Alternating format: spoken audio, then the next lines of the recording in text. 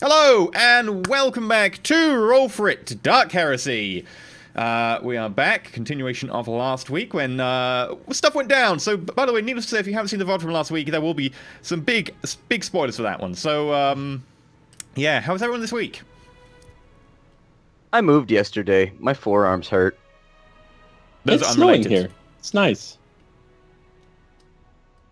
But I'm got moving tomorrow, but not house. yeah. You can see Still my wife's Millennium Falcon right there that she built out of Legos. That's hers? She's very proud of it. My wife loves Legos. I've been trying to convince my wife to make a YouTube channel where she just speed builds Legos. Like you put a camera on it and it's just over time, just putting it together. She I've loves seen Legos. stuff like that. It's kind of interesting. In fact, the most interesting thing I saw with Legos recently was like 2 days ago on Reddit. There was someone who was teaching their kid how to do simple fractions using Legos. Because that you can have like a 1x2, a 2x2, a 3x2, and they're like, there you go, 4 out of 4. That's a whole. Somebody got a That's kinda cool. text. You've been texted. You must answer. Yeah, I was like, it's on silent. Why did it go bing? Answer or be a bad friend. There we go. But yeah, so last time, lots of fun went down, and Carolinus ended up dying in the underbowels of Syria Custodes. So Avak is a new character, which we will be introducing during the course of the game. Unfortunately, the name is kind of on screen if you want slight spoilers. How long is Abbott going to be sitting I there can't this see the episode, screen. just I don't know his name. unable to contribute? Just You like should hanging know his out in name the yet, it's green fine. universe. But yeah, Branda. Bentham already knows more than he should know. Splat and Shen are going into this completely blind, and you're complaining about not knowing a name? Check your privilege. Splat's seen your character sheet because Splat had to send it to the Patreons. Which I haven't done yet because I didn't have internet till 10 minutes ago. I like to cut it close. I like to Yeah. ut it real close. Splat, put it up now so that people can go look at it when it gets posted and continue the game. So but that would take Patreons. effort. If you want to see, if you're at the correct tier to be able to get like all the character sheets and info dumps and so on, you'll be able to see Avek's new character sheet, which will be coming out shortly. However long it takes Splat to upload it, like a couple of minutes, and then you can see the character that Avek has created and go along with from there. But our characters are in Dark Heresy. They are kind of defending the universe from heretics, demons, aliens, all these kind of things that want to basically destroy the Imperium of Man. And one of the few things that is there to defend it is our Acolytes of the Inquisition, which consists of our little band of players right here. Before we get started, please bear in mind we do a Patreon. I'm confused. What's going on? Enoch Epidicus. That's exactly I think how you he's just pronounce gone. Yeah, I'm not sure that's the acceptable spelling of the name. You might want to. A little Sheila popped in shirt to say, yeah, there's tea outside your door. No man to collect it. that. Can she put This tea is outside glorious. my door? Like, I would like some tea, please. so she communicated it. Of like, she could like knock or whatever, but I'll just message you. Am I Easier supposed to to the have future. 2 character sheets here because I just have 1? The last one, the latest one. So the second one is the one. Yes. Okay. So, who wants to talk about the Patreon today? Splat's busy posting stuff, so anyone else? It's true. Oh, Jack and Ape doesn't know his biblical references. Shen, do you want to talk about the Patreon? Oh, I'm terrible at this. Sure, I have the memory of an ant though. So, hello everyone. We are Roll4It, and you can support us in many different ways. One of them is to tip in the stream. Another one is bits in the stream. Another one is Patreon, which has different tiers, which will give you access to MP3s of all of our sessions, so you can listen to them when you're on the plane or driving or whatever. We can also give you access to all of the VODs, including the VODs we record after the stream's done, the little after-stream chats that we do to discuss all of our character progressions and stuff. And I do believe we hit our next goal, didn't we? We did. What is that all about, EE? So, we managed to hit our cosplay goal, which was this month, and we will now start looking into trying to get some stuff to be able to cosplay our characters. We won't be doing like crazy cosplaying awesomeness, but we will try and at least have a little bit of a connection to our characters when we stream from now on. We're going to try and get hold of those, although be aware that it will take a few sessions for us to get hold of the stuff. For instance, I need to find the correct time of armor for Dax, and I know that Splat's already got something planned, and people are starting to grab things. So I need to yeah. find a chainsword. That's not going to work. You can make one. Darman has raised a fairly valid point that I do want to just highlight, because it'll easily get lost. We do need to improve on calling out the rolls, what the targets were, and what we actually rolled. Yeah. Yes. We were good for a little while, like it was in our minds, and we were doing it regularly. But it sort of slid off. So for those in MP3 land, we apologize, we acknowledge our failure, and we will improve. Oh, We yeah. will make MP3s great again. Got I'll a be posting the suggestion for that. MP3s tonight. I haven't had internet for like 3 days. It's been a little strange. Basically, #blame Splat. Chen? We got a suggestion for it though. Anytime you do a roll, be the person who calls out your own roll. Yes. Make it simple. I said we just make No, it I a mystery completely stream. We'd be like, I rolled something, target something. Just Yeah. like really ham up on the RPX. We got to act out how I mean, well we when did it's a on group camera. roll and Then when stuff, you- don't expect us to call out all the rolls on a group roll. We can just say you passed and you failed, because the actual rolls aren't generally important for a group roll like that. But yeah, so if you want to My house has bees. Now I know why it was so cheap. Free honey! House bees. Ah! Honey you just in need the to house! train them. Then you can have like attack bees. Are they Yeah, black Attack I'd be bees? bees sound awesome. I'd be Just like, open up the Oprah. little Have they mail got, like, slot a- in the front a door and black just have them go abdomen? scream out at someone who's trying to get you in. That's one of my favorite gifs of all time, the Oprah These- gif, where she's like, bees! And the audience gets attacked by bees. It's a great gif. It's a fantastic gif. I will be looking that gif up later. Are they big old fuzzy bumblebees, or more the sleek attack kind of bees? The F-16s of bees. They're like flying through. They got little headsets on. Like, this is Red 14. Splat rip. Rip splat.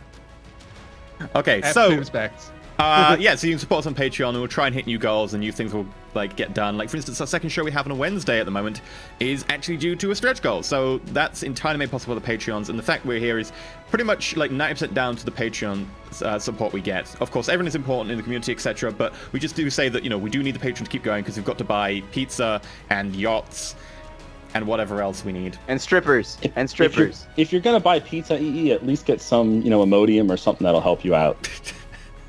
Yeah. I'm He's just just an very IV cautious when I full eat of pizza Imodium. these days. Like my IBS just fluctuates up and down. I'm horrible with food. Speaking of which, I feel really sick at the moment. I feel like I want to throw up. So I will try and do my best to stream. Although if we Miracle need to take a stream. break early, Go stream. We should oh, just have dear. it cut straight to EE's microphone whenever he leaves. And he's like, Every now and then he forgets that he's got his headset mic turned on, and he goes to the toilet in the pre-show. Well, he's never used the toilet, but he goes to the bathroom and he does odd things, and we're like, "What the hell is he doing?" He's like drying his hair or Oh something. yeah, We're yeah, just yeah. like, Because my like vent in the bathroom is like super loud. It sounds like a washing machine's going or something, isn't it? It sounds like you're in like a jet engine. Yeah. Anyway, so getting back on track. So those are the ways to support us. Please do. It's absolutely great. Thank you very much for the support for the community. Actually, we've got a great community here, and thank you very much. Anyway, we're going to try and dive straight in to be able to try and alleviate somewhat of the off-topicness that we've started with the intro today. So far, the group went to Syria Custodes, which is a prison planet. Avak. one little thing you forgot What? that we discussed in the meeting. People who have access to the pods, which is pretty much everyone after a certain point, we are looking to set up some icons, some emotes for Twitch. And we're going to get face emotes. And to help us along with this, we want basically anyone who has a particular moment of extreme expressiveness. Pick the best expression, your favorite expression. Doesn't matter what it is. It can be funny. It can just be stupid. It can be any shade in between.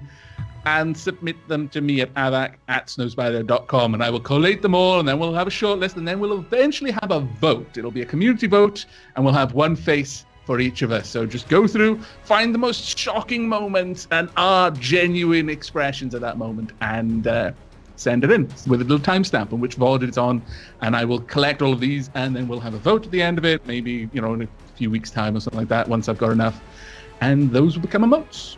You're probably gonna that's all I wanted to that. say. There we go. We're gonna need to put that email address in chat if you want people to do it. Yeah. Let me pop that in there. Yeah. Snow, as in weather. Spider, as in the lovely arachnid that you should all love and cuddle at every opportunity and never squash. my house already has bees, man. I can't add another. Spiders will help. species of Spiders legged will make animal. webs to catch them. Spider Bro. I've got Winston shitting everywhere. I'm getting a dive bomb by bees right now. We add spiders to the equation. It's just too much anxiety. I'm gonna need Prozac or something. Oh dear. Just form an alliance with them. Okay, so They're not fighters. So, go do that. Trying to get some new emotes, so it'd be absolutely great if you could go do that and suggest us some awesome things. And yeah, we're good to go. So, okay, anything else? Nothing? Cool. Previously, on Dark Heresy, our group of acolytes were sent by the Inquisition to go to Siri Custodes, a prison planet, to go and find out what was going on with some sort of mind leeches that were being used and then harvested for brain juice, and this brain juice was used in the creation of several drugs. These were being used somehow and come off the planet. They'd found out that there were things being exported, so you had to go and find out who was doing this, where they were doing it, and how they were doing it. You went down to the planet, you talked to the planetary marshal, who said, sure, you can investigate, here's your cover. Their investigation brought them to a friendly Arbite, who then helped show them around. They went off to the MaxSec facility, where they'd found out that there might be something dodgy going down at the Max Security facility. They were then attacked by a load of prisoners who got let out of their cells, which they duly took down. They then got attacked by a group of Arbites. However, with relative ease, they managed to then take down the Arbites and convince a few of us to their cause. At that point, the failsafe was activated, and MaxSec was destroyed with them fleeing. They managed to just about get out of the blast wave. With that, they then went back to the main colony. At the main colony, they went to find the planetary governor. It turned out the planetary governor had been captured by the marshal. They then had a little bit of a fight, which resulted in the marshal being summarily blasted to bits by a combination of Garrett and Cassius trying to take him on. And some interesting dice rolls. Nonetheless, they managed to... There's been a lot of that going around. A lot of that. Yeah. Nonetheless, they managed to capture the planetary governor and then get him to a hospital. He had the planetary, the genetic leech thing, the mind bug that was put into his brain removed, thankfully, especially thanks to the administrations of Carolinus, Avek's character. And from then on, they went down into the caves, which house a number of inmates, there to find out the source of the leeches, where they were apparently coming from. They, after a prolonged fight, managed to take down the leader of the gang who was harvesting the leeches. However, during the fight, Carolinus was killed, partly due to the leader stabbing him repeatedly with a giant, effectively, rock drill, and also because Carolinus, in his last action, his last breath, detonated his flamer, taking out, or at least mostly damaging or bringing the guy down to such a little bout of health that he was then easily dispatched by the rest of the group. However, that did leave Branda with severe lacerations and a collapsed lung, and the rest of the group. He's also got somewhat... like one fate left. He's fateless. It's not too bad. But I got off lightly, really. I'm still somewhat alive. Yeah. I'm sprightly. I'm pretty sure drills don't stab EE. I think they have a verb associated with what they do. Is it to drill? It may be, yeah. I just didn't want to repeat the word drill twice in the same sentence. It sounded weird. He was drilled by the call drill. Call the weapon the drill, though, and call the action the drill. We've No. established this. Drill down. They then went a little bit further in after their friend had given his life away to the cause. Found out that there was some sort of vague tyrannid thing underground that was launching these small, effectively like tiny, immature gene stealers out. And the slowest man in history, in the fucking universe, plants the explosions and tries to run away and dies. Yeah, at which point the guardsmen who got basically given to them to be the sort of liaison threw some detonation packs over. They ran. He died in the aftermath, but both Branda, Garrett did manage to get out. Cassius came in with the second wave of assault troops to back them up. Wow, that is an incredibly loud cat when she's right next to your microphone. And that is where we rejoined the group, with Branda lying on the floor, coughing up blood from a rent lung. Garrett, somewhat annoyed that his long lads managed to miss so many times, and Cassius, having missed the entire party so far and only coming back after being called in I'm as still in the backup. hospital or some shit. I don't know. Yeah, if you were in the there, hospital. man, Carolinus would still be alive. If I was there, he would have just dodged my Meltablast over and over again. That's true. I would have done more damage to the cave than I would have to him. Maybe you could have caused a cave-in on top of him, though. You have accidentally shot me. And that is where we get back to the group. Brenda, Garrett, you are in the same cavernous space where Carolinus gave his life to be able to try and protect you guys.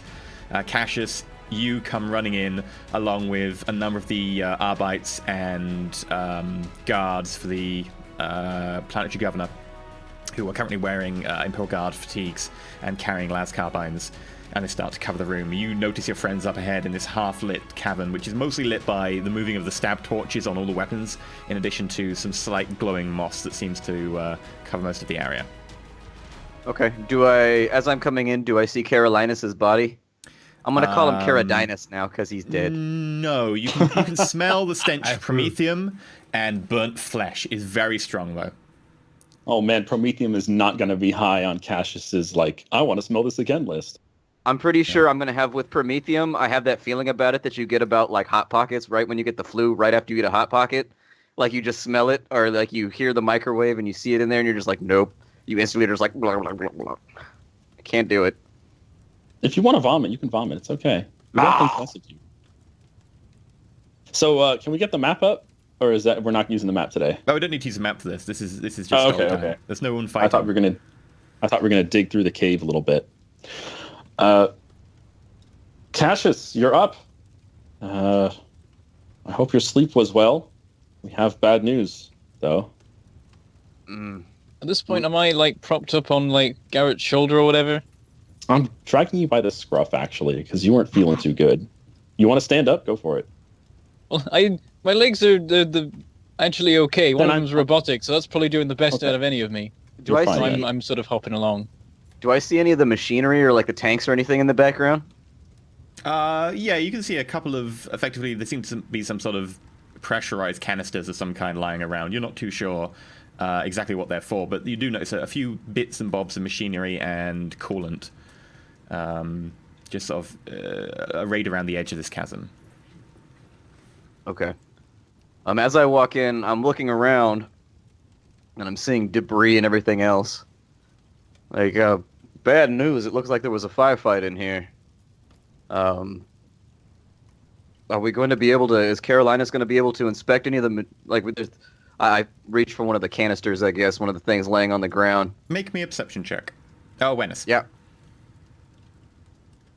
Awareness. So I had a 27 on a 25. So close. There would be something like a plus 20 or 30 to this because you're not under pressure. Yay! Yeah, with that, you as you glance around, you notice down one of the little side corridors, a patch of burnt, charred rock. Still some fire at the back that's still ongoing. It looks very much like the burns from Promethium that you certainly recognize, having recently been burned yourself by Promethium.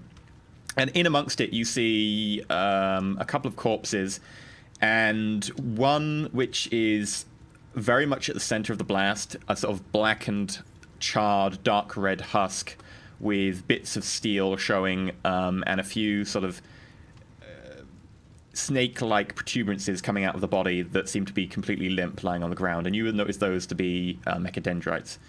Very similar, if not exactly the same, as Carolinus had. Have I made the connection? Do I think it's Carolinus, or do I just see this body here and I'm should I inspect that be up to you? That's pretty much up to your character. You see that as very, very suspect, if not Carolinus isn't around. You aren't a particularly intelligent character, but you are like a intuitive character. Way of putting it. Just rub it in every time. But you are an intuitive character, so you may come to that. Dumbass. Come on. You were so hot. Your character likes to piss uphill in the bathtub and then go snorkeling. It's come on. I mean, it also may be that your character, while you recognize it, wouldn't want to believe it yourself. You might be in denial. It's up to you, how your character will react. Every time you go outside, your Inquisitor hands you a helmet that's got gold star stickers on it. It's come on, man. Every time. Don't hurt yourself, Cassius. As I'm reaching for the canister. As Cassius is noticing the body, I reach for his shoulder, and I squeeze his shoulder, roughly. And I go, you don't want to go in there. Do I see the severed head on his belt? Yeah, it's you not now on see... my... belt. Well, it's not on his belt, but he has severed the head. Where is the sawn-off head of our recently departed friend? What position is it in right now? It's in a bag. It's in a bag. You don't need to see it. It's in a bag. Well, you do notice the corpse has, like, the head area seems to be missing. Now you've fixated on it a bit more. And Garrett has a bag at his side, which you have noticed is sort of a little bit bloody. And it's roughly head shaped. It's a little drippy. Yeah, it's a little drippy. As he does this, and I notice, I stop reaching for the canister that I was, like, indicating, and I just grow silent. I shake my head, and I say, we have to continue this investigation without Carolinus. I start to walk down the corridor towards the body. Okay. I sigh, and I sit down, and I ask Brander, how's your leg, Garrett's side, just like hacking up blood and just watching. Yeah, where's Brander right now? Do I see him too? He's with me. I was by Garrett. Okay. I call back as I'm walking down the hallway. And what about you, Brander? You've looked fresher. Are you all right? I'm just like looking at the ground at that particular moment, and I just look up at him, and I look scared, and I just shake my head. Seeing this reaction, I stop before I finish going down the corridor and looking back at the planetary governor's men. A medicus. We need a medicus now. Yes, sir. And he quickly darts away to the main group in the other tunnel. Comes back about 30 seconds later, along with 2 guys in a stretcher. Sir, how can we be of use? My friend there in the Navy outfit, he needs attention as quickly as possible. I don't know what's wrong with him, but it sounds like he may have an issue breathing. Right, and they run over to you, Brander. Sit down. Don't try and say anything. And they start doing a first aid test on you. That done, I start walking down the corridor towards Carolinus. And kneeling down in front of the corpse, I mumble something about, Carolinus. Am I able to put the dots together about what he did? Can I tell, like, he lit off his own Promethium tanks? Or can I tell he got shot in the Promethium tanks? Or make an investigation check. Okay. That is not a strong point for me. That's not in this game, is it? Yeah, investigation is not in this. Sorry, it would be a scrutiny check, scrutiny intelligence. Scrutiny intelligence. That is also a terrible plan. Although there is no scrutiny intelligence. There's no scrutiny intelligence. It would be a logic. It would be a logic check. I always call for scrutiny intelligence, and it's always logic. Just doesn't know the stats. He's made the same mistake 1,000 times. Look at that roll! Dude! 2 out of 5. That's a roll. I was about to, like, burn you even worse than, like, Carolina suffered, but... Man! So, yeah, in your time in the hospital, you probably spent a little bit of time looking up Promethium, etc., and learning how to handle it properly, or whatever. And you recognize that the way that the burn has been, like, applied around this area implies that the flamer itself detonated somewhere around the nozzle as you pick up the kind of charred husk of it. And it looks like, for all the world, like it jammed, and then, like, someone kept applying pressure. Like, if it jammed, it would just say a warning and someone would take their finger off. But it looks, for all the world, like Caroline's probably deliberately overloaded the flamer. Okay. So as I'm kneeling and I notice this information, I shake my head. And I mumble, "You dumb, valiant bastard." And then, looking at his outfit, what are the chances that, like, he had holy unguents and all kinds of stuff with him that I know that he uses for stuff? What are the chances that any of that survived the Promethium flame? Like, what is recoverable from his body?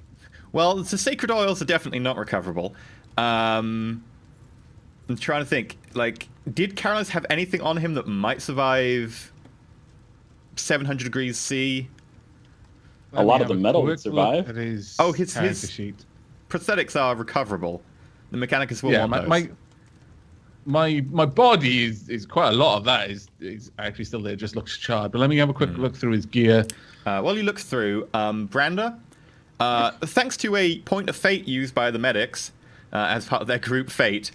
You do recover. You recover 1, 2, 3, 4, 5 points of health. Right, I'm now at -3. You're doing fine. You I'll look be a lot alright. better. They look at you very like, how are you still alive? You're pretty sure they aren't going to say that to you, because that's not a good idea, but they gingerly start tending to the wounds around your chest, which is, for all intents and purposes right now, a very large gash, straight up, like shattering several of the ribs. It looks like the drill has just penetrated straight into the lung area and completely minced part of your lung. They look over at your friends, and they say, we're going to need to take him immediately to the first aid post. I wave him off from where I'm sitting. I'm like, do what you need. Make sure he lives. Branda, they gently put you down into the stretcher and immediately start taking you out fast. As they start taking me away, I go to, like, I lift my head a bit and look in the direction of the guys, but then, like, I look like I'm going to try to say something, and then I just, like, put my head back down, and then I bead to them, sort of rasping, just like, you need to, and then I just start coughing again, and eventually I get out Tyranids, just so Cassius knows. I turn quickly when I hear this to Garrett and just kind of fix him with a questioning look. Well, the only things that would have survived that kind of heat and that sort of inferno are things that A, weren't flammable, and B, weren't likely to simply melt in some way that would break them. And I would say only the knives would survive that, but they'd probably be damaged. I don't know. They probably roll away from the heat or just get blown away. Yeah, but like the guns how many would knives just do you have be on you? shattered. I had one knife, 2 mono knives, and a poisoned blade. The poisoned blade might be worth scavenging. The poisoned blade, that was the Dark Elder blade you recovered a little while ago, wasn't it? Yes. So yeah, Cassius, Garrett, as you sort of stand at the corpse, you notice that there are 3 normal knives of some description that are in like little sheaths. Presumably at one point they were under some sort of fabric cover, but that is gone now. However, looking at the sort of mass of the knives, they are kind of sealed into their sheaths, and the whole the haft, the entire like leather covering on that of each of the knives is gone as well. The blades and the metal. I would say since he kept his guns loaded, they're gone because the ammunition would simply the solid projectile ammunition would have gone. Yeah, it would have just torn those guns apart. So there's nothing really recoverable other than the knife. Okay, I start peeling knives off and you do throwing have them into a satchels. very wicked-looking blade, almost like a short sword kind of length, which you recognize as a Dark Elder blade. I go ahead and I recover all the things. Although before I do that, is the white token still on him? Yes. It's now a black if token. It would survive that kind of heat. It's a black token that's powdered in places, like the bonds holding together the sort of the very sort of what is it called that sort of like it'd be calcium carbonate because it would be from coral.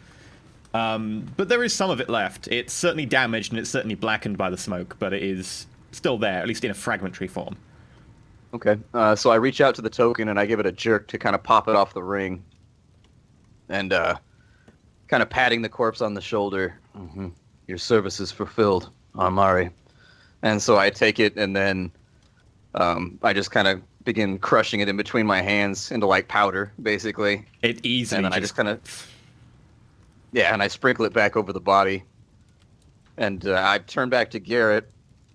Once Cassius is done examining the body, I nod and I point towards the hallway that we had been through where the explosion occurred.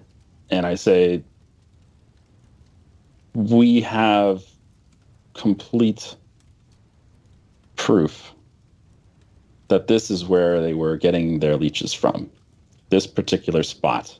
We detonated it instantly. There's going to be some examining that we need to do. Unfortunately, Carolinas can't assist us with that.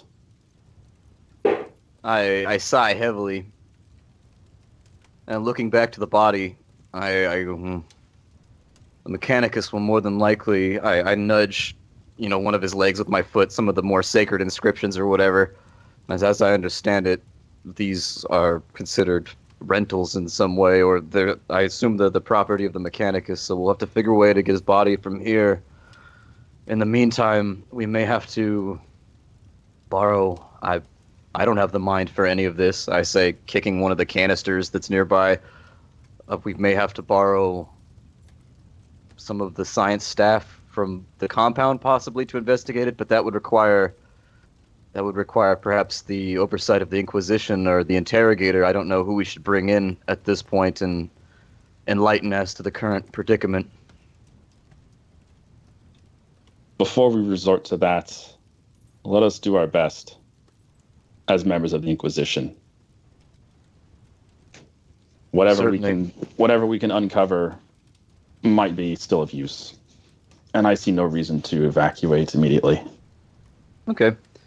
I raise a hand to my head, like almost like I've got a headache, but I'm actually gonna Psyniscience, and if I just focus on that, do I get any kind of bonus or anything? Like I'm gonna take it slow, basically, just kind of focus on the area. Sure, effectively, like you want to spend like 10 minutes just walking around, like feeling out the area. Sure, make a roll for plus 20. Okay.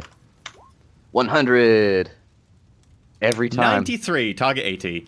I mean, it's at least you're consistent. Yeah. It's a terrible stat. I don't trust that button anymore. I want to see the code. You're a little bit thrown off by the revelation of the death of your friend and the fact you weren't there for him. You can't really bring yourself to notice anything untoward, but you realize that your emotional state is sort of a little bit interfering right now. Compromised. Yes. Is there any indication, like, would we have any knowledge of, would it be safe to enter the room that we just detonated an explosion in? Make a logic check. Okay.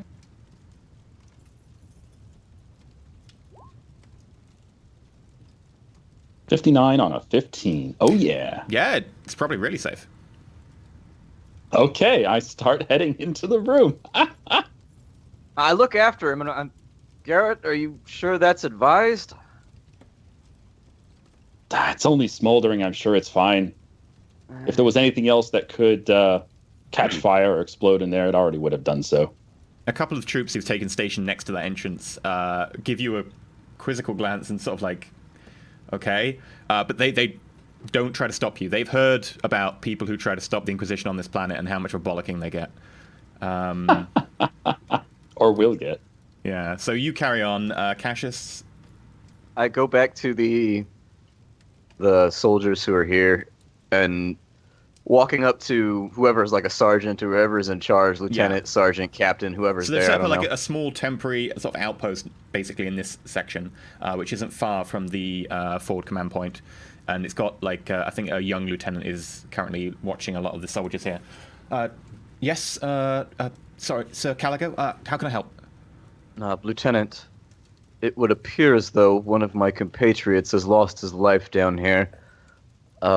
We will need his body to be collected and kept, I guess, in cold storage, perhaps, for further examination, autopsy later on after the point.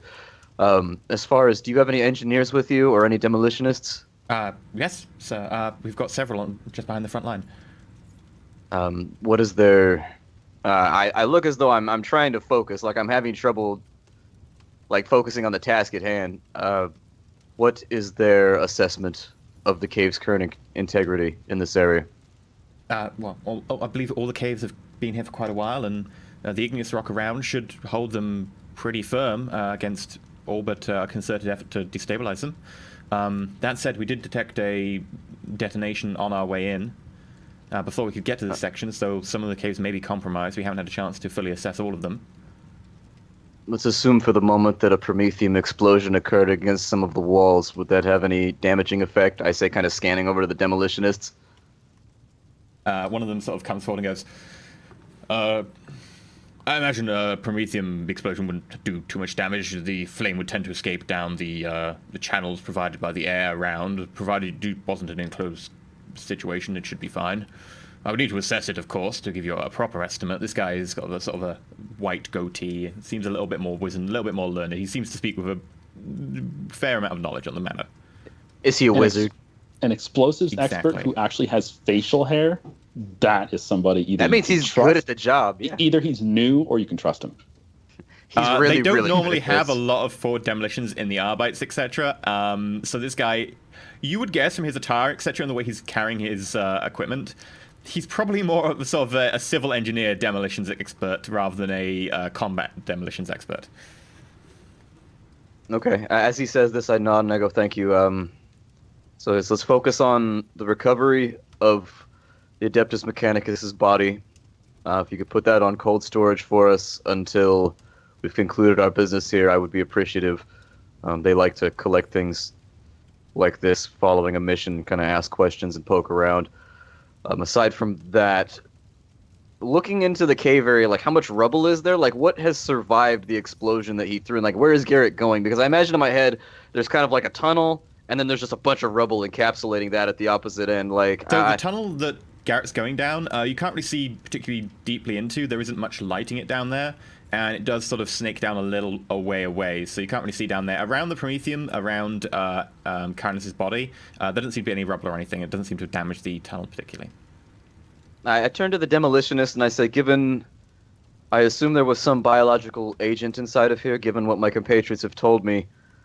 If that was ruptured by an explosion, would respirators be recommended going into the room? That would entirely depend on the nature of the agent that was unleashed. I would recommend it as a normal precaution, in which case. I beat over to Garrett. I'm like, well, seeing as you're dead set on going in there, can you put on a respirator? We don't need any further deaths on our conscience here today. Garrett, by this stage, have you been walking all the way? Yeah. Yeah. What do I it's see about down the this hallway? time as you walk into the larger chasm that you were in not long ago. This cavern briefly encompassed some sort of biological construct that was spitting out immature gene stealers. Right now, as you walk in, you notice that it's now mostly goo. The explosion in such a confined space with a pretty strong rock formation around it has resulted in not much left. There is remnants of bone attached to the far wall, and then there is sort of bits of flesh hanging off the sort of these strange protuberances that almost look like ribs, but they aren't ribs as you would know them. They sort of have the same function, that they were around the edge of the construct, but now there is not much left inside at all. Most of it is pulped, burnt, charred bits of flesh hanging from exposed bone. Doesn't look like much survived. That was really the only thing we saw in this room the first time we came in. We made a very rash decision and just exploded it right away. What can we see? What can I see in the rest of this room? I'm specifically looking for if they have any people here that they've put these leeches into. Is there any sort of a holding cell or anything in here? No holding cells, no people obviously lying around. There is one body a little bit further back up the tunnel who you had to step over. That would be your friend who helped you get this far in. The actual area itself, in terms of technology, there are a couple of cryo canisters along one wall that have all been ruptured and exploded, and you can see the sort of shrapnel from them. There is effectively like it's basically like you would have in a greenhouse, like a spray rack that goes over the top, but this was dispensing, when you were in here last, liquid nitrogen, and it was putting liquid nitrogen on any of the sort of immature embryos to be able to try and keep them in a form of stasis somehow. That has been completely demolished and thrown against the firewall, although it is still recognizable. So the cryo spaces, they're small, I assume, for the leeches. They're not meant for people. Yeah. Okay. Well, there's just a couple of remote turrets that were destroyed as well. Oh, there were turrets in there. Damn. Yeah, the turrets were equipped with cryo though as well. They were just spitting liquid nitrogen anything that got past. So not lethal turrets. They're just sort of slowing the thing down or freezing it. All right. Call back to the doormen. Oh God, they're not doormen. They're soldiers. Tell them to come get this body, or have someone come get this body of the sergeant. At which point, another team of medicus run down and collect the body. I say, hold. Has any of his equipment survived the explosion? And they sort of look over the body.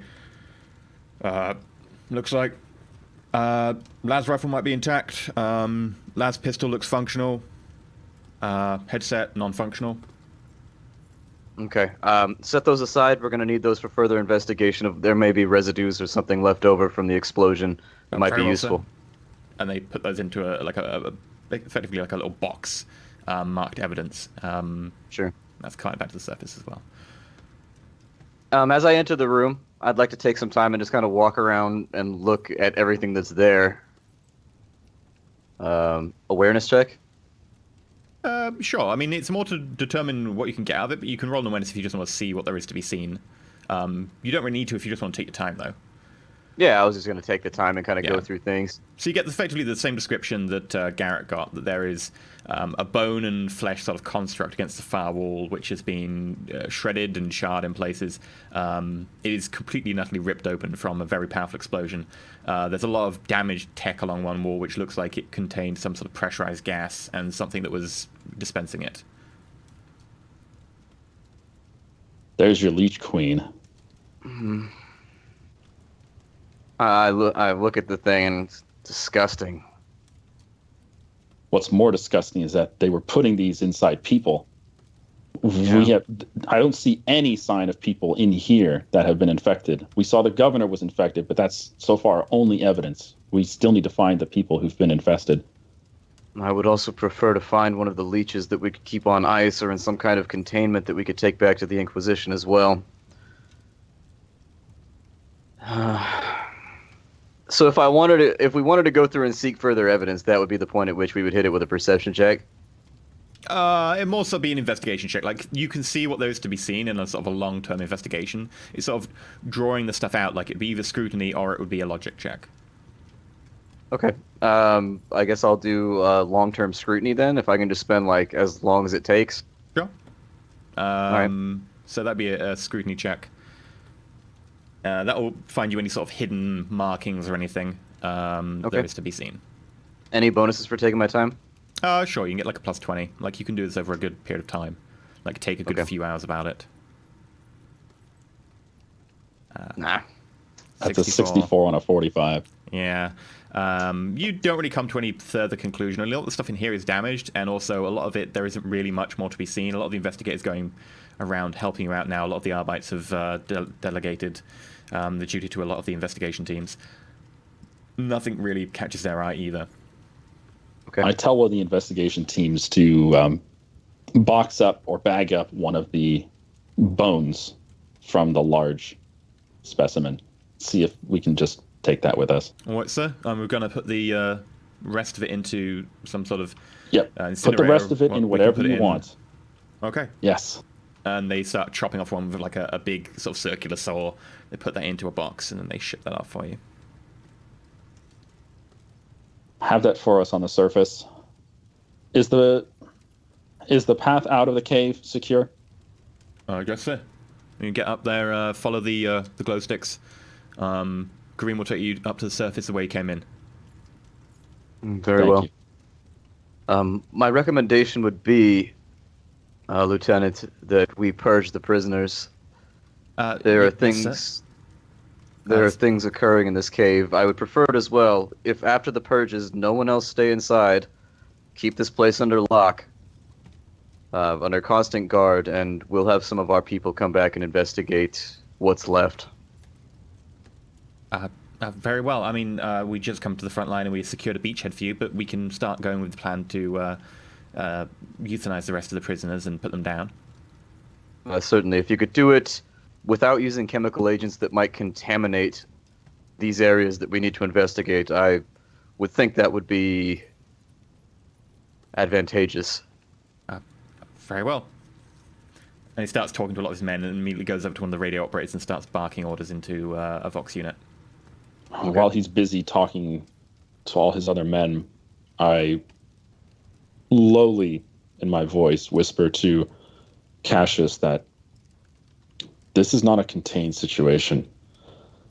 If the Marshal had the leeches in Beta Colony with the governor, there's very likely to be leeches in other parts of this compound, not just A.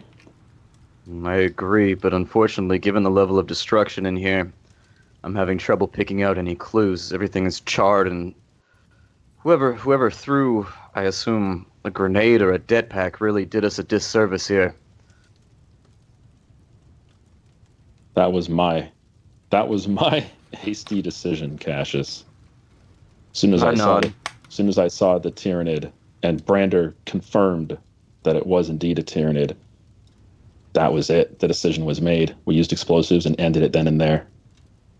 I nod and I say, well, I can't judge your intentions. Obviously, I wasn't here, so it was your decision to make. I don't know. What do you suggest we do at this point? As I spoke to the lieutenant, I feel like calling in specific Inquisition specialists at this point would probably be our best way to eke out any clues, since I have no expertise for these matters. Myself either. I think purging at least Alpha is going to be necessary, as you said. I think we should be returning to Beta, checking in on Brander, making sure that Carolinus's corpse is dealt with properly, and perhaps we can follow up on the Marshal's men, if any of them have survived to this point. Certainly. I say, well, let's be about it, and I turn around on my boot heel. But instead of leaving the cave, I actually sort of walk over to where Carolinus is, and I just kind of wait because I'm going to oversee and make sure that they're moving the corpse properly and with the proper, affectations. And essentially, he's got a lot of sacred technology as part of his person, and just making sure that it's cared for in the proper way. You're just going to watch them go away, and as soon as they put it somewhere safe, you're going to wipe all their minds. You're like, no, you didn't do it. No, I didn't see anything. All right, so yeah. As that happens, it's a couple of people coming over and starting to move the corpse, and you go over and you sort of chide them for being a little bit too hasty and rough with the removal of one of your, compatriots, and give them some pointers, and they start taking a lot more time over it, and they sort of, a little bit out of fear for you, a little bit out of respect, make sure they're a little bit more delicate. Okay. I mentioned that we have killed Red Eye, so we're not going to be getting any answers out of him. I mean, he seemed to be in charge of the situation down here. But a name that we were told, Weiss. There was someone named Weiss who harvests the leeches. We still need to track this man down. I turn to the lieutenant. Lieutenant, with regards to Red Eye, should your men during the purge find any area that seems to have been his personal quarters, I am inclined to offer a bounty of, I don't know what a considerable sum of crowns is or whatever, or imperial sovereigns, but the team that finds his place of residence down here in the caves, or finds any clue as to where he may have held counsel, there will be a financial reward. Very well, sir. I'll see to it. Sorry, out of character E. Did I have that name wrong? Because I had written down the Kyrujan Weiss harvest the leeches. Yeah, I believe that was the tech priest whose body is currently in your laboratory upstairs. Oh, so I did get the name wrong. My bad. Yeah, I thought that Weiss was dead, but I wasn't quite sure because it's been so long since I was last at the table. Very well. Who was it that's the highest ranking officer in this operation? Were they down in the caves with the other two? You haven't noticed them yet, but that was the head, I think his name was Zale, is the head of the Planetary Governor's Guard. Yeah, well, what's his title then? Is it like captain or something? It would be Captain of the Guard, yes. Yeah, because I think Brander's in decent enough condition to say words still as he's being carried up. As you've been carried up, they have knocked you out. Specifically, I assume knocked you've you been out. doped up. You have not just a collapsed lung, As they do this, he's not happy about this. Yeah. As they go with the needle or whatever, I'm like, no, it's good, and then I fight back a bit, but I am sort of half dead, so they win. And with that, Cassius Garrett, are you happy to go back up to the surface then, as he said? Yeah, I'm going to go back up, and I'm just going to be wherever Brander is, essentially waiting for him to wake up. Okay. They quickly ascertain that Brander is not in a fit state for the medical facilities at your current location, so they ship him off to Beta. Cassius, Garrett, are you going with him? Yes. Yes. But I wasn't going to be going specifically to Brander. I was going to be trying to get a hold of people who could track down anyone who was closely affiliated with the Marshal. Okay. Before probably the best doing place that- to do that is Beta. Yeah. Cassius? As we're leaving the cave, then, I simply mentioned to Garrett, Be vigilant, brother. We're in a very weakened state right now, and we still don't know how many enemies remain. Perhaps it would be wise to regroup before we take on the offensive again. Just be cautious in where you ask your questions and where you perform your investigations while we're in this state, because we're shattered at the moment.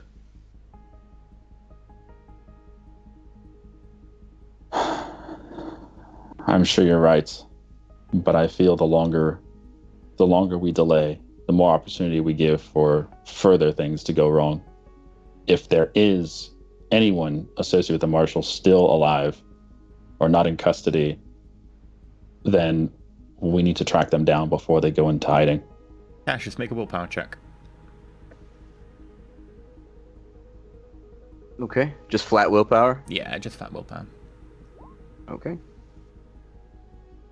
49, nice. Yeah. So from what you can remember, from the memories you grabbed from effectively the Marshal's second in command, the head of the MaxX facility, there weren't very many more people that haven't been accounted for or weren't at the MaxX facility. There are a couple of people here or there scattered around the planet, but in general, there are probably only about 2 people unaccounted for, at least either in the MaxX facility or at Beta itself. And who are the 2 that are unaccounted for? There would be effectively like a sergeant over at... Let me get the name. Alpha. But you repurposed the entire crew from Alpha. You wanted the guard changed. So he's currently somewhere else. And there's a... effectively an investigator over at Gamma. So I make mention of both of these people to Garrett just so he's aware of it. During our time heading back to wherever Brander is. I'll sit with Brander. Perform your investigations, but I'll wait with Brander and make sure no one tries to slit his throat in his sleep. This planet has turned out to be entirely more trouble than it's worth.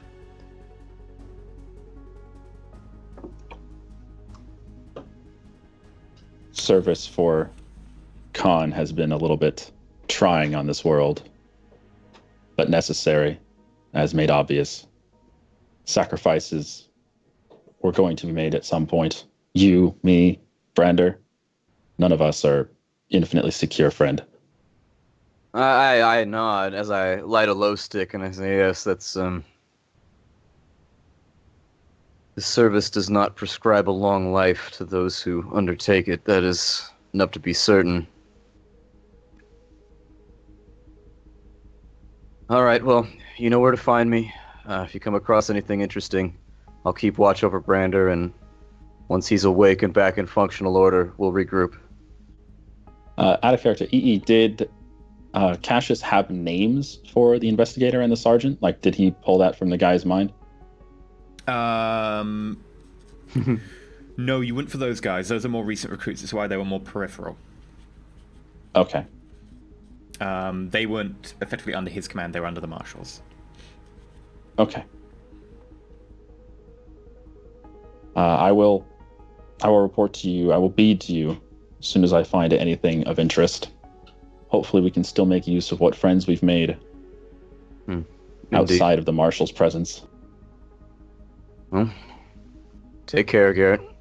And with that, I walk off and follow Brander. And at this point, I would just extricate myself from the story time until Brander wakes up. Yeah.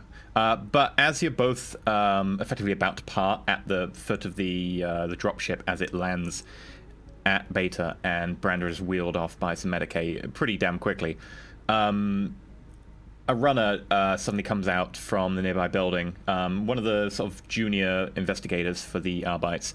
Armor kind of stripped off. Looks like effectively they were one of the people that just gets the odd jobs. Not particularly high ranked or anything. Sir, are you the inquisitorial representatives currently working over at the caves?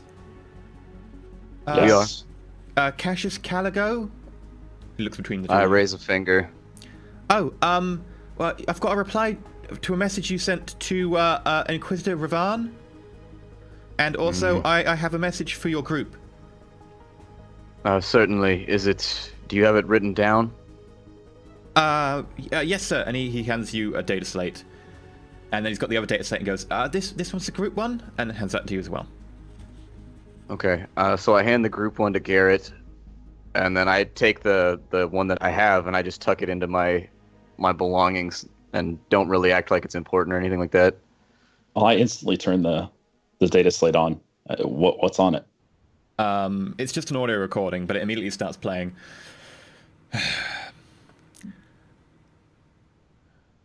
Carolinus, Cassius, Branda, Garrett. The news that I've received so far from you troubles me deeply. Ravan's voice booms out to your earpieces. Branda, is the guy still standing there? No, he started walking away, and it's going through your earpieces. It's transmitting. Branda, you can actually, in your semi-conscious state right now, you can actually somewhat hear this as well. Is it just woven into a dream? It's really fucking with his dreams now. A horrible, yeah, horrible you're kind dream. of in that quasi, like, you're not sure if you're awake or dreaming. You sort of blurring between reality and just being in your own head. But it is playing through your earpiece. He's got this gene stealer that's like stabbing him in the chest repeatedly, just over and over. And while it's doing it, he suddenly has the face of Ravan instead of the gene stealer's head, and he's trying to talk to him while he's stabbing him. Okay, sure. Now when I wake up, I'll suddenly have an urge to murder Ravan. More than I already might have by now. A planetary-wide conspiracy is very troubling indeed. As such, I myself and Khan will be coming shortly to your world. Please make sure things are locked down there and the investigation is as far forward as you can get it. Please do all efforts you can to make sure you work with the Marshal and or the planetary governor, provided they are not affected by the revelations you've so far disclosed. We'll be there within 2 weeks. It was dated about 5 days ago. 2 weeks? I look at Garrett. This is troubling. The only time he's actually showed up to review things personally is when everything goes to hell in a handbasket like on the station. Get a smirk. At least we're not stuck in space this time. Well, I'm expecting some level of reprimand for this mission. I'm not entirely sure that this was up to the previous pedigree that we've set with our other work. Almost everyone on the planet now knows we're from the Inquisition. One of our fellow investigators is dead. The other, who knows, he's in the hospital right now, possibly being sewn back together, if that can even work for him.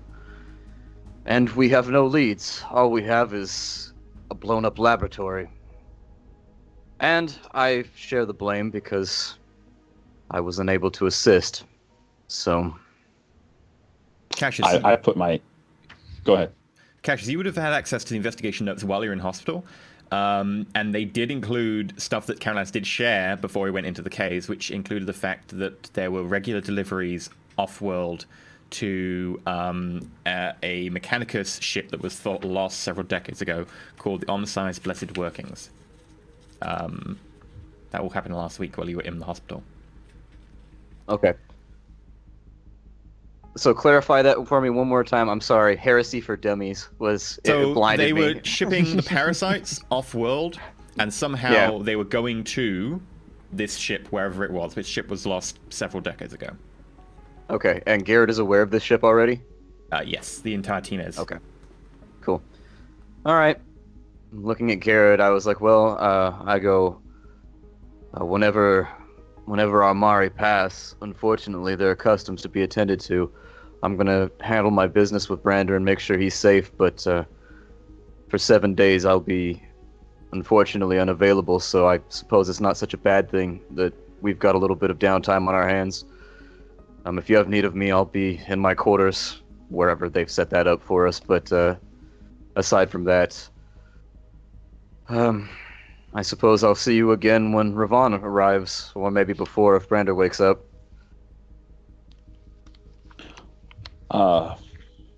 Does that mean you don't wish me to contact you at that time? Unless it's pressing, I would appreciate silence. It's a Persepian custom. It's nothing concerning. It's nothing your fault or anything. It's just this is what's supposed to be done, and unfortunately I can't let go of things like that. I will do your best in your absence. I nod. and then I head off to wherever takes me to where Brander is. Okay. You follow Brander being led into effectively a waiting ground car that takes him to the Medicaid facility. Garrett, what are you up to? I am going to request a meeting with the governor. Okay. Hopefully immediately. Within a couple of hours, you are immediately allowed into the governor's presence. 2 hours seems incredibly quick for such a large bureaucracy as a planet. To you, still a little bit of time, but within that time, you were led into the governor's mansion by a couple of his personal guard, and he sort of greets you in the office, shakes your hand, and then you get down to business. So, Garrett, Sir Ironhand, what can I do for you? Governor Kisnet, I'm sure you've been made aware of the happenings at Alpha, but I need to inform you that you have had a Tyranid captive in Alpha for who knows how long, a year or more at least. This Tyranid's offspring have been infested not only in yourself, but in many of your prisoners.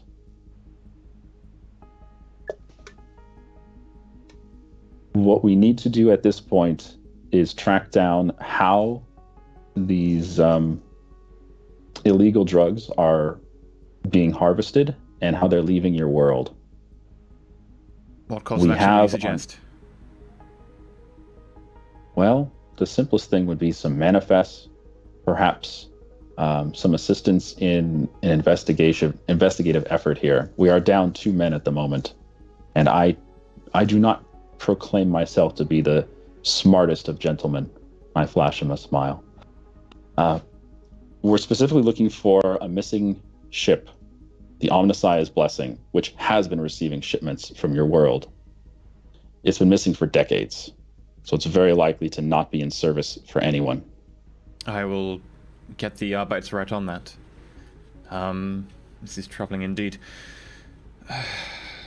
Well, let me know anything I can do to help. I will definitely start looking through the records, and I'll make sure that my personal guard assisted the investigation. Can you assign one of them to be with me at all times so that I can have constant communication with your investigative team?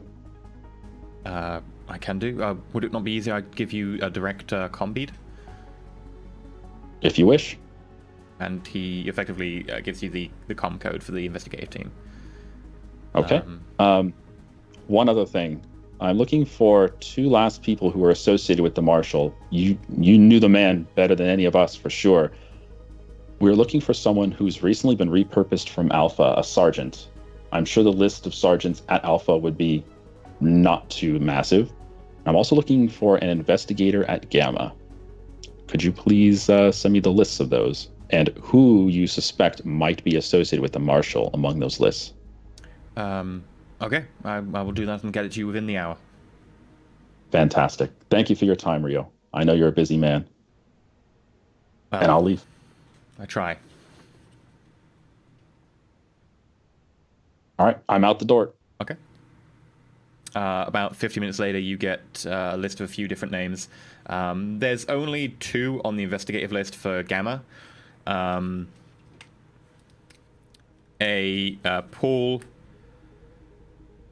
Dracau.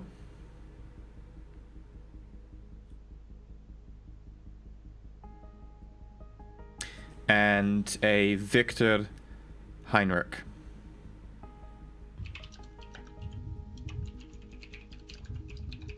Okay, I'm going to be to the investigative team to immediately pull up the information for Paul Dracau and Victor Heinrich, see what their activities have been, if they've been involved in any type of communication with Alpha, and also who they've been talking to regarding outgoing shipments.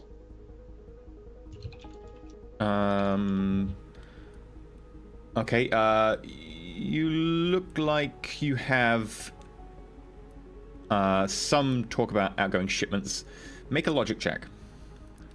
Oh boy. Target 15.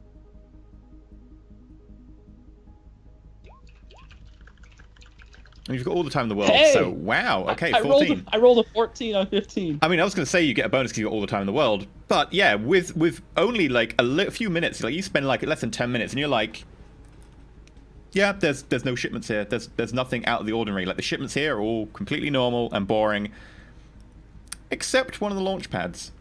Like you notice that there are some discrepancies. One of the launch pads is kept clear sometimes, and there are roughly about that time a few shuttles repurposed to go to it and take things away, but there's no actual launch scheduled. Like there is no transfer from alpha to beta or any off-world shipment launched. Like there are the tools, the infrastructure is in place, landing pads are available, but no launch is scheduled, no ship is docked, no shuttle is recorded.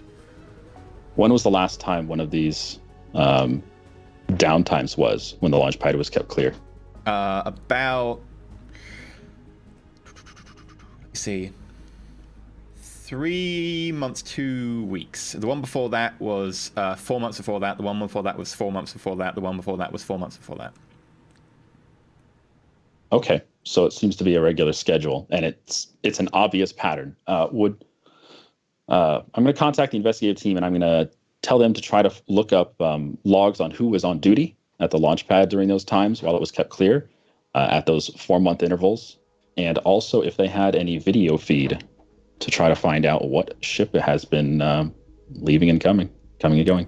Yeah, so there was a Sergeant James Garrick who has recently been pulled from Alpha, was in charge of the transport shipments at that time.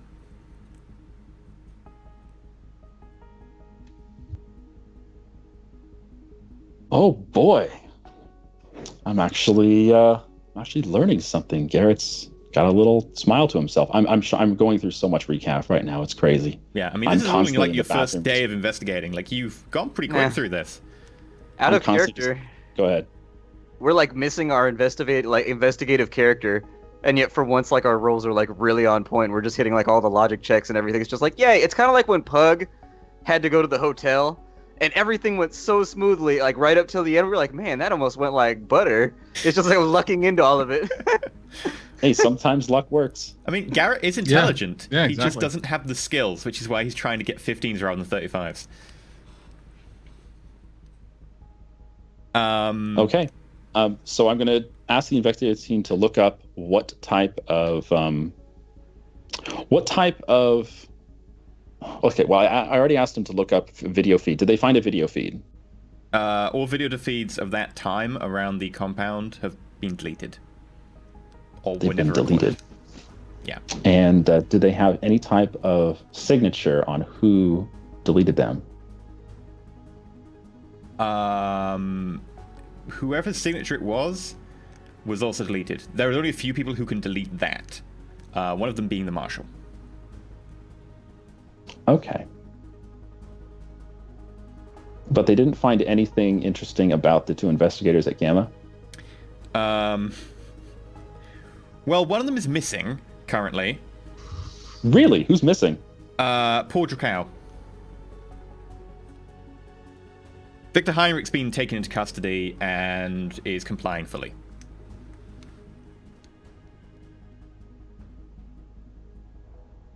Okay, well, I'm going to tell the investigative team to poke into Paul Dracow's records, see what he's been up to lately. If he's missing, it's probably for a reason, especially if Victor is complying and in custody. I guess now would be a good time to do a report and send some information that I have to Interrogator Khan. Cool. Is there anything you want to put in your report in particular? Oh, yes, most definitely. I'm going to tell him everything that I can about our investigation on this world, just going absolutely crazy. From starting out by telling who we are to the Marshal, and just having that blow up in our faces, all the way down to the nuclear explosion at what facility was that had the nuke? Delta. And the firefight down in Alpha, just everything just crazy. going to point out that this was the second Prometheum explosion that we ran into, including the cargo crate that exploded. And I'm going to inform Khan about Carolina's passing. Is there a way I could... No, I guess I don't need to. I assume if Khan's coming here, then I'll tell him that we have Carolina's body, and we'll need to get that back to the Mechanicus. Okay. Has Brander woken up yet? They're still effectively doing surgery on him. He'll probably be effectively the day 2 of this, where Brander will be awake again. He has to have most of his lungs replaced. They're putting a bionic replacement for him. Okay, I wait patiently through all of it. Yeah. So the next day, Garrett, you are woken up by someone rapping on your door. Sir Einhand! Sir Einhand!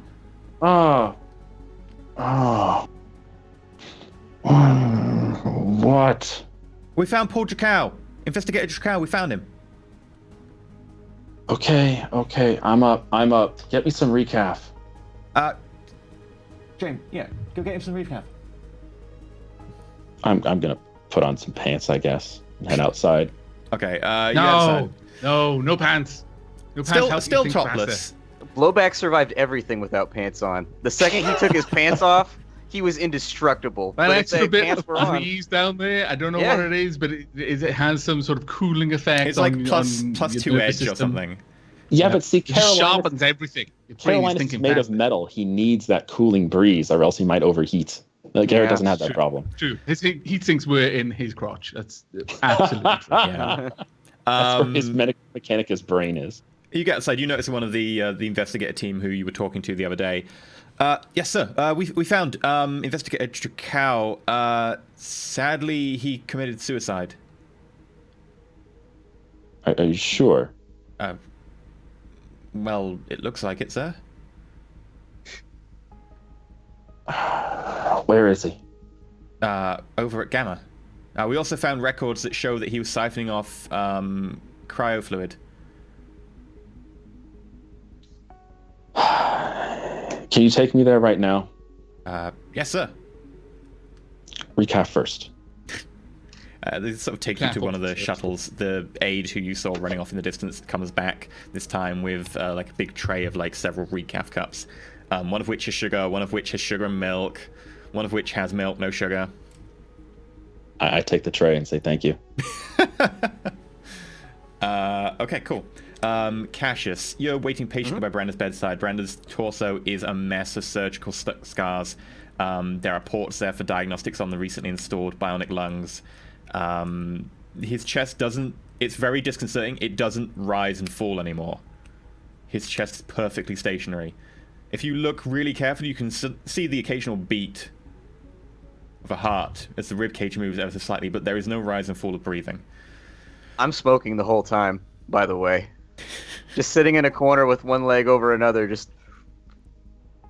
Sir, non-stop. You're not meant to smoke in here. He's got new lungs, he'll be fine. But and then, like, as this like nurse sort of leans around the corner, someone comes up behind her. Hey, yeah, he's one of the he's with the Inquisition. Yeah, he's an Inquisitor. Sorry, sir. She makes a sign of the Quiller and quickly backs out.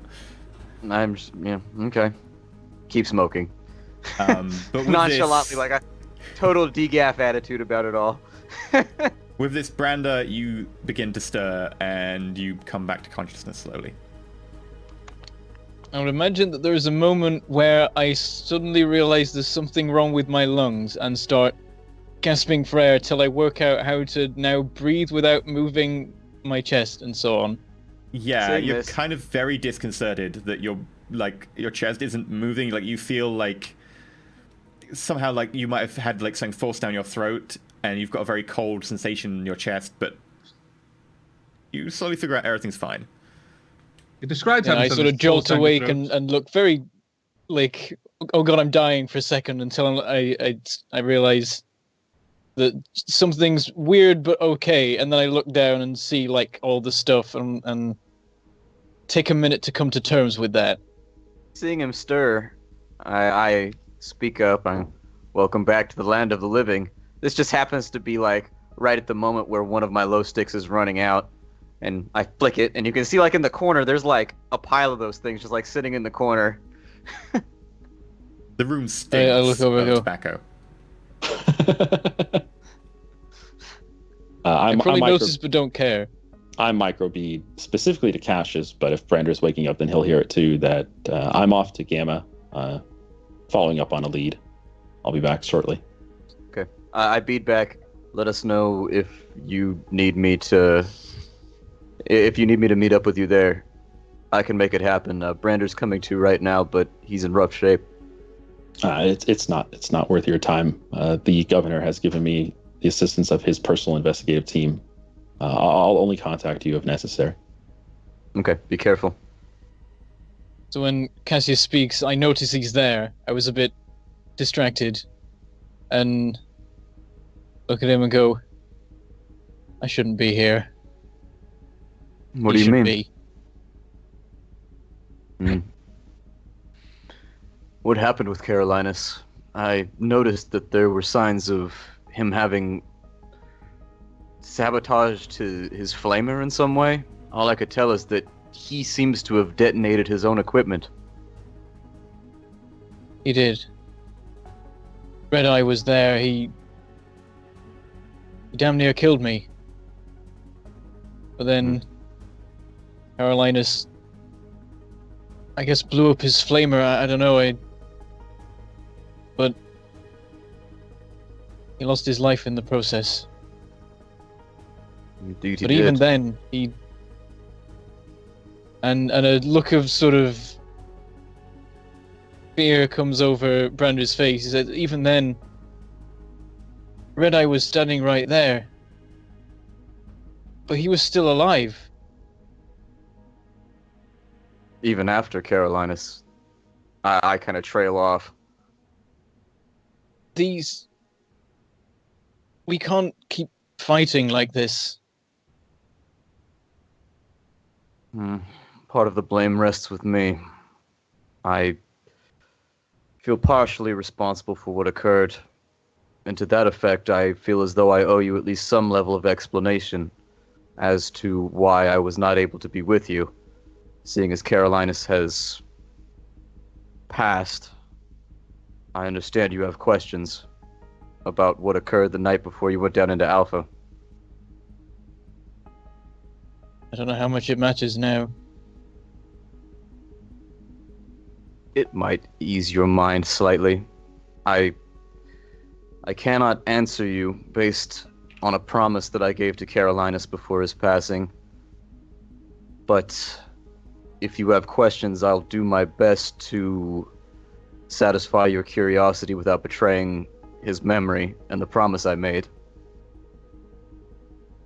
He did tell me that he'd give me answers when we got out, though I don't know if he would have given me real ones.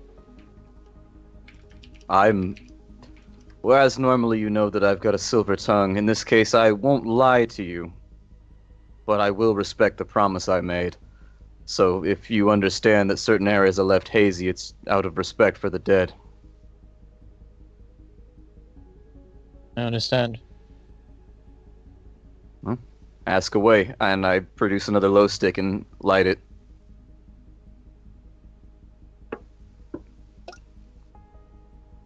I know that you were burning something in that container deliberately. I smile slightly. Sure. You wouldn't tell me what it actually was. I look him dead in his eye and I say, well, nor will I, because that is the subject of the promise I was to uphold. What I can tell you is that what was inside that crate... I trail off and I look as though I'm thinking about what I want to say. I say, Carolinus was a man who had accumulated many sins during the time that he served the Inquisition. Chief among those sins was inside that crate. The evening previous, before the explosion, when you had all gone to sleep, he had called me from my council as to how he should proceed with regards to the contents of the crate. And without giving you too many details, I am pleased to tell you that his faith held strong, and he made the right decision by the Emperor's grace and by the Emperor's guidance. I consider him to have been absolved in that moment, but all I can really tell you is that he died a servant of the Emperor with his soul clean. What was inside that crate should not be spoken of, even knowing what it is. Carolinus was tested, and none of us knew about it, because this was all in private. It was never something he brought forward to the team until that night. But there was no hesitation when I recommended he do his duty. He did it. Unfortunately, the crate was far more flammable than expected, leading to the situation you saw. I sort of reach up and I touch some of the leftover scarring on the side of my face.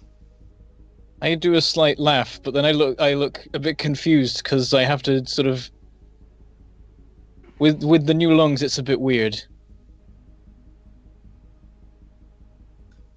Well, are you satisfied with my answers? Do you have anything you wanted to ask?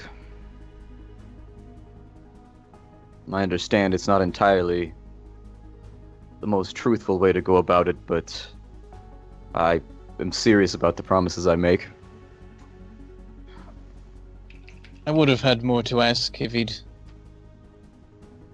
come out of this alive, but I guess now it doesn't matter. I had my concerns about his faith, but in the end he died for the Emperor and for me.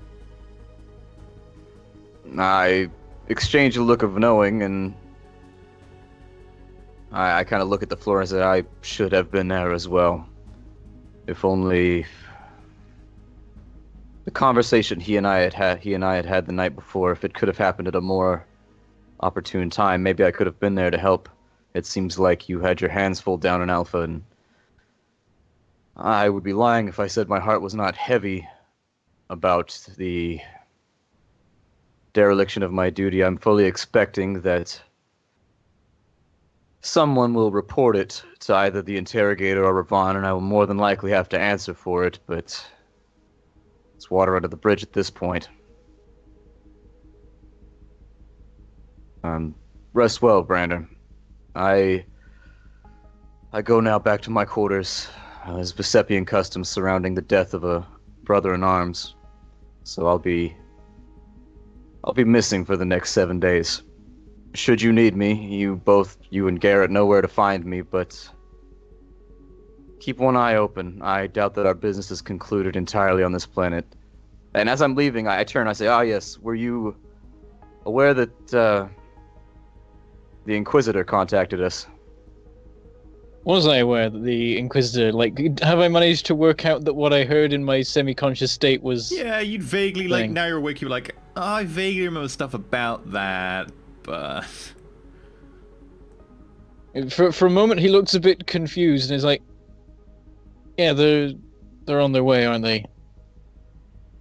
They'll be arriving, they said 2 weeks, and the message that they sent over via the astropath was dated for 5 days previous. So I assume right about the time I finish my ritual for Carolinus, we will more than likely be called to account for the way this mission has gone. I'm not sure if their arrival will be better or worse for us this time. I smirk a little bit and I shrug.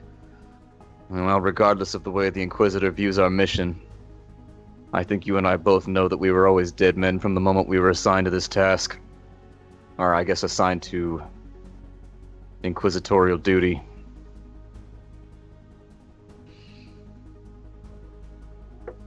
I probably should be at this point. I sort of grunt in agreement, and with that I kind of exit the room. Okay. Garrett. To Gamma. Gamma. You get to Gamma, and you are led to what's effectively a bunk room that's mostly unused. It's in a section that's been sort of ready for demolition to be replaced because it's one of the older sections of the facility around here. And in the room itself is a corpse, seemingly untouched, apart from the investigators just going around taking pictures of it, holding a las pistol in one hand. As you get closer, you notice that the guy's wearing sort of ceremonial Arbites uniform and has a hole through the bottom of his jaw. Okay. I ask, who brought me here, by the way? That would be investigator Knit. Knit. Knit, can you please find out what has been done to this scene? Oh, yes, sir. Has anything been touched? Hey, you touched anything here? Or have you just... No? They haven't touched anything so far. As soon as they heard you come in, they put a cordon around. Okay. I'm going to crouch down next to the body, and I want to see if I can tell whether or not this las pistol has been fired.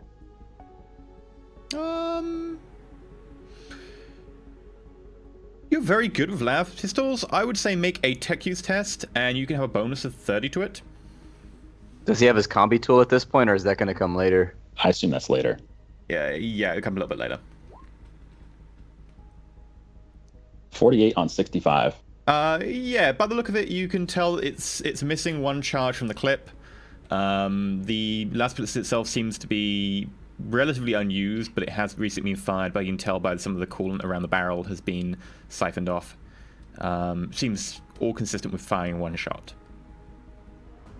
Okay. Knit, this looks pretty cut and dry to me. Do you see anything? Do you personally observe anything that is out of the ordinary here?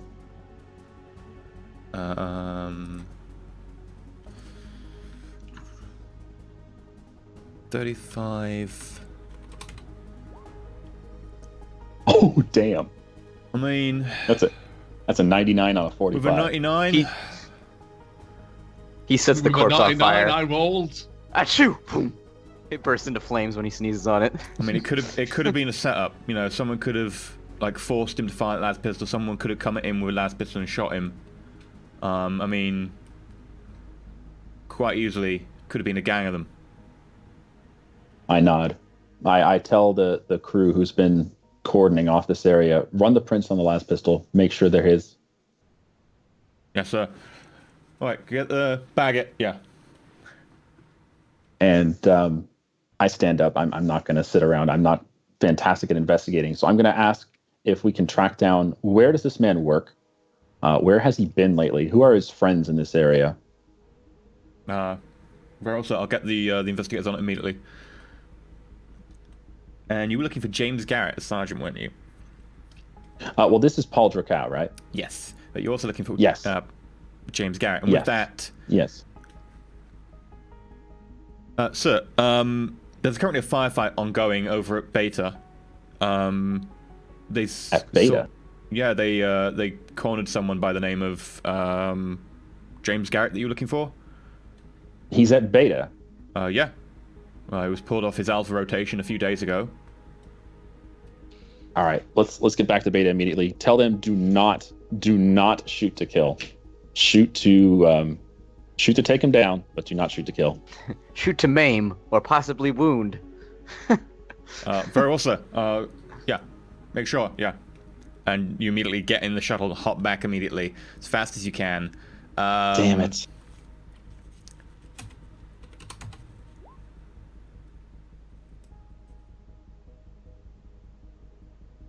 As you get back, you're led through to one of the smaller sections of Beta, somewhat again disused, where a lot of the Arbites pulled over from Alpha have been set up. You get down to a building nearby where there is a cordon of Arbites sort of sectioning off the street. One of them runs over and comes up to you. Alright, you're Sir Einand, right? Yes, and you are? Yeah, the name's Arbitrator God, what? I've run out of names on my list. I need a new list of names. Arbitrator Richmond, sir. Yeah, we're looking back there. You've got the guy looking for. He's bolted into the bottom floor. Yes, take me there immediately. Did you subdue him without killing him? We haven't subdued him yet. He's taking hostages. Hostages? Yeah. My goodness. Bottom floor acts as a shop sometimes. It seems to be that they've taken like one of the cashiers hostage. Do you have vision on him directly? Not easily, sir. I'm sorry. A lot of the racks of clothing and stuff are obscuring our line of sight. We can confirm he's still in there via thermals, but beyond that, we can't really get a good ID. We definitely saw him going in, though. Balls. All right. I tell Bit that I need to get back to my room immediately. So let's zip over. I mean, if you want stuff brought with you, sir, we can get stuff brought for you from your room. To be honest, I don't trust you as far as I can throw you. Right enough, sir. You go back to your room. I like how matter-of-factly he just like, yeah, okay, I accept that. By the way, if there's a gap, I wanted to go through the datapad that Ravon had sent to me at some point. Sure. Did you want that to be on camera? Or... Oh, yeah, that's fine. I Okay. mean, everybody does a really good job of not metagaming in this group, so I don't feel like there's any need to keep things secret. Garrett, out of interest, by the way, how much emphasis did you put on the cargo container when you sent your report to Khan? Oh, well, when I said I was going to send him as much detail as possible, I would have taken the time to fill out like 2 or 3 hours worth of report, including as much information about every single day's activities as possible. Okay. So, yeah, as much as I could tell him. Did you put about down the- your the container. inferences and your concerns about the fact that something's been covered up regarding that container? The thing is, though, I didn't have that concern. That was Brander's concern. That was I even Brandon, did, not- Yeah, I- did you put? But Brandon discussed it with you, so did you put yes, that down? Yes. Okay. Yes. And I will include that I had to reprimand Brander verbally and tell him to stay focused. This is just a distraction. Okay. So yeah, Garrett, you run back to get your gear. What do you go grab? I'm going to grab the modified carbine. I'm going to get my las pistol and the long las, and I'm actually going to take the chameleon cloak out for a little while, chameleon suit, and see if we can't stealth into this area. Okay. You get back to the scene. It's getting a little bit dark now. A lot of the artificial lighting around the domes come back on. What type of? I'm going to ask Bit. What type of conversations have they been having with him? Is he making demands? What is going on? As far as we know, sir, he's just demanding that he be allowed to go to the spaceport. We don't negotiate, sir. We're just holding him here because we've got orders. All right, understood. Continue holding. Do you have people ready to fire in case they see James? We do, sir. Okay, keep them at the ready. I'm going to need their bead number, or whatever contact number, so I can contact them in case I he need gives you the to. frequency, and you can contact the snipers on the route nearby. Okay, and I will be in there. So if you see me and I grin big widely, do not shoot me. Yes, sir. We'll look out for a man wearing plate mail and a cloak. Good on you, lad. And with that, I attempt to stealth in. Okay, roll me a stealth roll.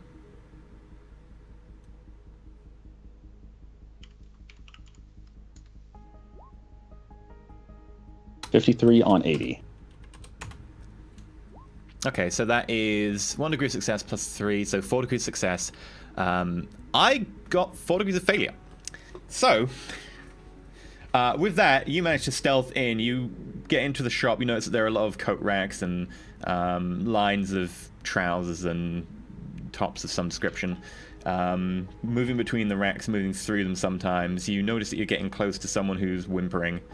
And you come out of a line of clothes directly behind a figure wearing half Arbeit's armor, just the chest piece and legs, holding a pistol directed at 2 cashiers, one woman and 1 man, who are just currently carrying next to a wall. Okay, I'm not going to wait for them to notice me, because if I'm behind him, then the only people that can notice me are the damn cashiers. Yeah, I'm going to use the wonderful carbine and shoot this man non-lethally if possible. That is tough to do. You could cord shot something like the foot or the hand or something. The hand is going to be on one of the cashiers, maybe, or is he just? What is his position? He's currently basically back to you, center of an aisle of clothing. 2 hands on his pistol, which is aimed currently vaguely in the direction of the cashiers. Okay, I'm going to. Yeah, I'm going to call shot then. I have to call shot. Call shot hand. The hand that's holding the weapon. Okay. So cord shot, you could aim for an entire turn because you have that time out of combat. Single shot, full auto, semi. Semi. So you'd have plus 30 because you're in really close because you're point blank. You'd have plus 20 because you can aim for a long time, minus 20 because of the cord shot. So you'd have a plus 30 overall, I believe. I don't get the minus 20. Oh yeah, you'd have plus 50. Oh, and he's unaware of you, so you'd have a plus 60 because that's what maxes out. Whatever, I rolled 10 on 100. Yeah, you get a 10, and your target is like 110. You max out the number of semi-auto shots you can get. The first one does indeed hit him in the hand. The second one is chest. The third one is chest. So yeah, would you like to roll me damage? Oh man, this is gonna kill him. I do think, like, wasn't there a thing of, like, if you specify non-lethal, then it can That's count D&D. as that? Yeah, D&D. Which actually makes D&D kind of weird, because you can, like, shoot somebody with an arrow in the face and just be like, oh, non-lethal. And, like, through some magical technique, the arrow doesn't penetrate their forehead and just, like, knocks them out. All right, so this D&D. So this is 11 and 0 to the hand that's holding the weapon, 15 and 9 to the chest. Okay, so he does drop the weapon, and you suddenly have the split second of, yes, I did. And then you realize that you also brought the carbine across and hit him twice in the back of the chest, and he kind of stumbles forwards and then collapses. 2 shots have penetrated directly in through the back of his shoulder blade into his chest cavity. Medicus, Medicus! I'm going to scream into the microbead, which is probably going to hurt some people's ears. Medicus now. He is down. Get the hell in here. And with that, like, about 30 Arbites all rush in, quickly covering the cashiers. Some of them run up to the body, flip him over, push the gun away. Medicus then runs in. They take his pulse, look at the wounds. They start CPR, and one of them just turns to you and goes, Sarge said, I don't think we can do much for him. I'm going to just push out as long a string of expletives into the microbead that I can muster until I can't think of any more expletives, and then I'm probably going to cycle through a few more. Is he close enough for me to hear, or like how far away is he right now? Yeah, you got the effectively you've got Beta's relay to relay your signal around off the marshal, and that's still in place. So yeah, you can hear him. Right now, I'm in the middle of my Versepian orations, just this quiet prayer for the soul of my comrade, and my earpiece just goes, "Fuck, shit, god damn it!" I look up at the ceiling for a second, shake my head, and I just go back to my oration, rocking back and forth. I'm probably half asleep in my medical bed somewhere, and I just, like, go, whoa, what the... I just, like, immediately bolt upright. Oh, for God's sake. For Emperor's sake. And then I go back to sleep. Okay. All right. So I'm going to beat over to the governor's investigator team that's helping me out. I need to find out exactly what James has been doing at the control pad on these specific dates when these shipments have been sent out. So the 3.5 months ago, 4 months ago, et cetera, et cetera, et cetera. Find out what he's been doing. He was in charge of landing pad security. Sure. Specifically, though, I want to know what he's been doing at the controls. Are there any records of any type of information? Like what type of communication has been sent out from the launch pad on those days? Sure. Roll a... It would be a scrutiny check, so it would be a scrutiny perception.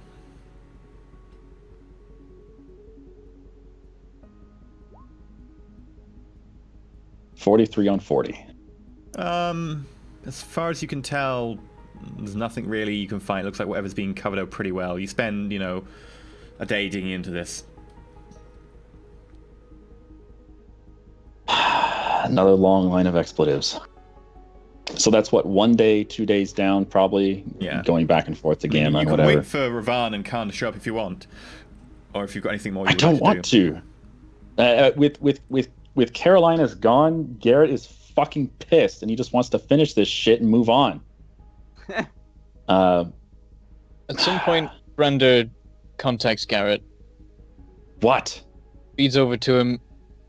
Like, What? I imagine Garrett's aware that he's okay at this point. If he's What? always saying, "We need to find out what the hell is in Epsilon." What the We hell still is don't know a Epsilon? damn thing about that facility. I mean, top secret. Anything could be in there. You need to get the governor and find out what is going on. I sent No Brander more secrets on this planet. I sent Brander the contact information for the governor's inquisitorial team. I'm do it yourself. I'm busy. All right. I beat over to the governor. It's not the governor. It's the inquisitorial team. But you can be the governor if you want. I'll beat the team then and tell them that. How can we help? Listen, I want to know what is in the Epsilon facility. Apparently, it's like classified, and I'm not allowed to know it. But Epsilon with the facility, sir? Inquisition, we need to know this. What facility? Oh wow! For a moment, he's just like you might hear drumming fingers. Get me the governor. Okay, sir. You wait like 3 or 4 hours, and then eventually, yes, Mr. Thrail, how can I help? I have a question for you. Can you tell me, as of last week, how many facilities this planet has? 4. Well, not less now. Alpha, Beta, Delta, and Gamma. Okay, I would just Make a doesn't matter. I was a little confused about something. Make a scrutiny fellowship check.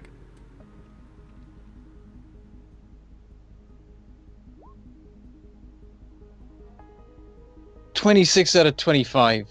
Man. Oh, Yeah, There are 4 4 sounds facilities. right. It makes you feel better. It says 55 on my screen, so I don't think that does make it feel better, honestly. I doubt it could be does. worse.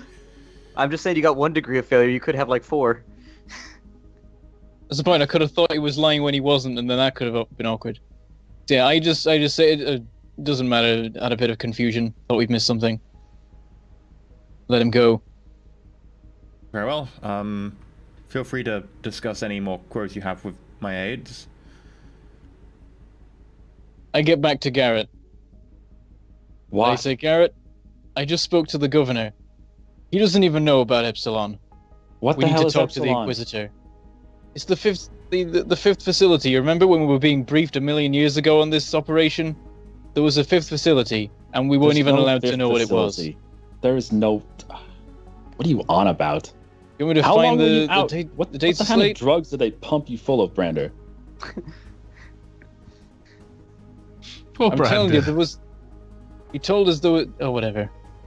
Oh, whatever. I'm I've gonna just get, gotten to that point. at this point, I'm gonna get Bit to fetch some extra clothes for me. Some outdoor clothes would be nice, and I'm gonna tell him we need to go to the launch pad immediately. The one that James Garrick was stationed at. You go back to Alpha, the launch pad that Skybeast is currently still sitting on. Skybeast! Dun-dun-dun-dun-dun-dun-dun-dun. Somebody made a soundboard and it was so dope. Like it had like heavy metal drums and shit in the background, but then they took the soundboard down, and so now I'm disappointed because we don't have like a Aw. Skybeast. I never heard Like, that. it was so cool. It was only up dude. for like 20 minutes on the subreddit, and then it went down. Aw. I was Aw. disappointed. It was so awesome. I should have saved it while it was up, and I just didn't think about it. Hi, Garrett, Oh, you're what are there. I'm so there. Okay, I'm gonna. Who from the inquisitorial team is at this facility? Who's at Alpha? Because they had some people in the caves, right? Yeah, you wanted people to go and start doing investigations and records and so on. No one's currently at Alpha because they're mostly doing their investigation out of Beta itself. They pulled any records yesterday that they needed from Alpha and they took them back to Beta. God damn it! All right, Bit, Alpha looks like is you and I have. mostly a mortuary right now as they bring out a lot of the bodies from the Alpha caves. I don't even notice. I honestly don't even notice. You do, because around you, for a very long way in every direction, is a large field of bodies, all in little body bags. And if I had any explosives on me, I would probably blow them the fuck up. Okay. I get the feeling that Garrett's tapped out on this one. Like, it may be more of a liability to leave him on the investigation at this point. Like, if I don't solve this soon, I'm gonna shoot a bitch, and then I'm gonna shoot another bitch. We're gonna get to the bottom of this one way or another until there's only Garrett left on this world. With the body bags, did you, I know you were playing Space Hulk on your channel. Did you ever see the body bags in the basement of the Space Hulk? Where there's, like, at one point, if you get off on the beaten track, there's a room that's just stacked to the ceiling with dead bodies and body bags with the inquisitorial seal on them. Oh, and they've got bulldozers moving them towards a meat grinder. Yep. I remember seeing that. The Inquisition's hardcore. He's not lying when he says stacks of bodies. The Inquisition doesn't give a shit. They'll kill everybody. So Garrett, like you're back over there at Alpha. Okay. Bit, it's just you and me here. You need to help me out. We need to figure out what... Nit, sir. Nit. It's just you and me. We need to find out what James Garrick has been doing here at the Launchpad facility. Can you help me with that? Yes, sir. Is there some sort of communications panel that is used to talk to incoming ships? Yes. The relay here. Let's go. Lead the way. Okay. Yeah, you go to the relay and the sort of effectively the depot that it comes from. Where's the panel? How do you communicate? Show me. Do an example. Just fire it up. Make it talk to something. Hello? Anybody out there? Like that, you press the button and you dial in the frequency. Is it just short range? It doesn't matter.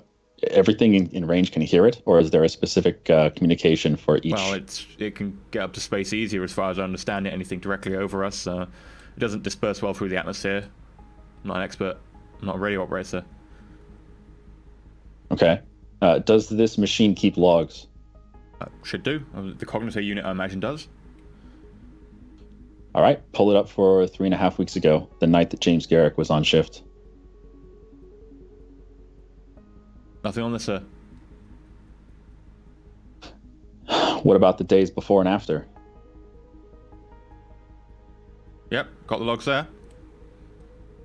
So the entire night that James was on shift, the log is gone. Is there any type of signature for... Does it look like it's been deleted? That sounds like it's been deleted then. Yeah, if it was deleted, there'd be a record of its deletion and who ordered it deleted. There is none. And? Who has the power to do that? Who has the power to remove any type of signature? Former Marshal Trent, arguably the planetary governor, possibly the head of any of the facilities. I cut him off after he says the planetary governor. Is there some type of way to figure out where the deletion order came from? In other words, is there some type of incoming IP address? Is there some type of maybe order that would come through the microbeads somehow? I mean, I'm not a mechanicus, so it's a bit beyond me. Do you have a mechanicus on your team? Not really. Most of them are busy with the corpse of your erstwhile friend. They said recall they one of parts. them immediately. Yes, recall sir. One of them immediately to our position. Okay, so effectively for the next day, a mechanicus is going to try and help you out. Come on, Mechanicus, you can do it. I am just massaging my las pistol. 61 target 45. The Mechanicus turns to you after several hours. This guy in his red robe looks relatively young. You can tell by Mechanicus standards this guy's got a lot more flesh than, say, Caroline's did. So he's probably fairly new at this. I'm sorry, sir. There's nothing I can do. There is no record that I can find on this cognite. I don't believe that for a minute. You're going to stay here until you get me some information. Make a command Take check. that. Oh, that's not going to work. That's what you get. The Inquisition wills it. My command is not going to work. It's going to target 8. Good luck. You got this. Critical success. Oh 65 man, that was on so close to I 5. know, it did it on my screen too. I was like, ah! Well, you have to appreciate that, yes, the Inquisition has full power over the Imperium of Man. The Mechanicus have full power over us and our sort of purview, and of course over the body of your comrade. Out of respect for your comrade and your investigation, I will stay here a few hours more, but then I need to get to my job. Next time, it would behoove you to be a little bit more polite to the adepts of the Machine God.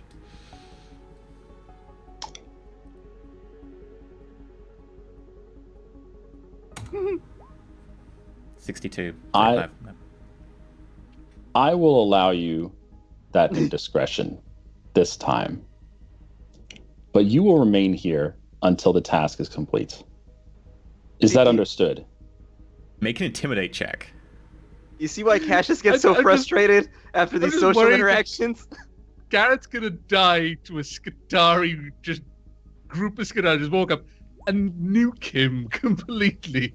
And then I got an 80 on 12. You look cuddly. You like a Care Bear when you're threatening him. He doesn't give a crap. He's young, but he doesn't give a crap. I think my work here is done. Good day to you, sir.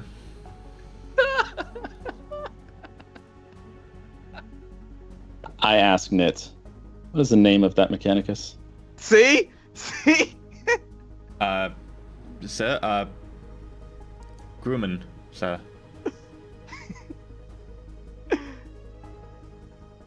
I add to my report to Khan that Mechanicus Grumman will stand a very swift trial and execution. Grumman is a dick. That's all that it says at the bottom. See? People think Cassius has a temper, but try dealing with these people on a daily basis. Everybody's incompetent. Nobody cares about your mandate. You've got to kill one every now and again just to remind the others. Well, I informed Nit that I'm gonna be at this until I can discover something. Okay. I feel like this is going to be where we discover some important information. James is dead. Look into his personal effects. Look into his personal life. Find out everyone that he associates with, what he enjoys to do. Does he have any relatives that you know of? Anything that can lead us to information about what he's been doing at these launch pads. Very well, sir. I'll do that immediately. And in the meantime, I get on the beat towards Brander. I tell him I'm going to be busy here for the next few days. I need you to look into something for me. Are you free? At this point, am I like walking and stuff? Yeah, you're just about learning how to re-walk again. Baby steps. For like the third time. I'll be back. What do you need? I need you to find out what ships have been coming and going on these specific dates. And I send him the dates 3.5 months ago, 4 months before that, and so on and so on. I get on that. Go find like the information and so on. Start sifting through.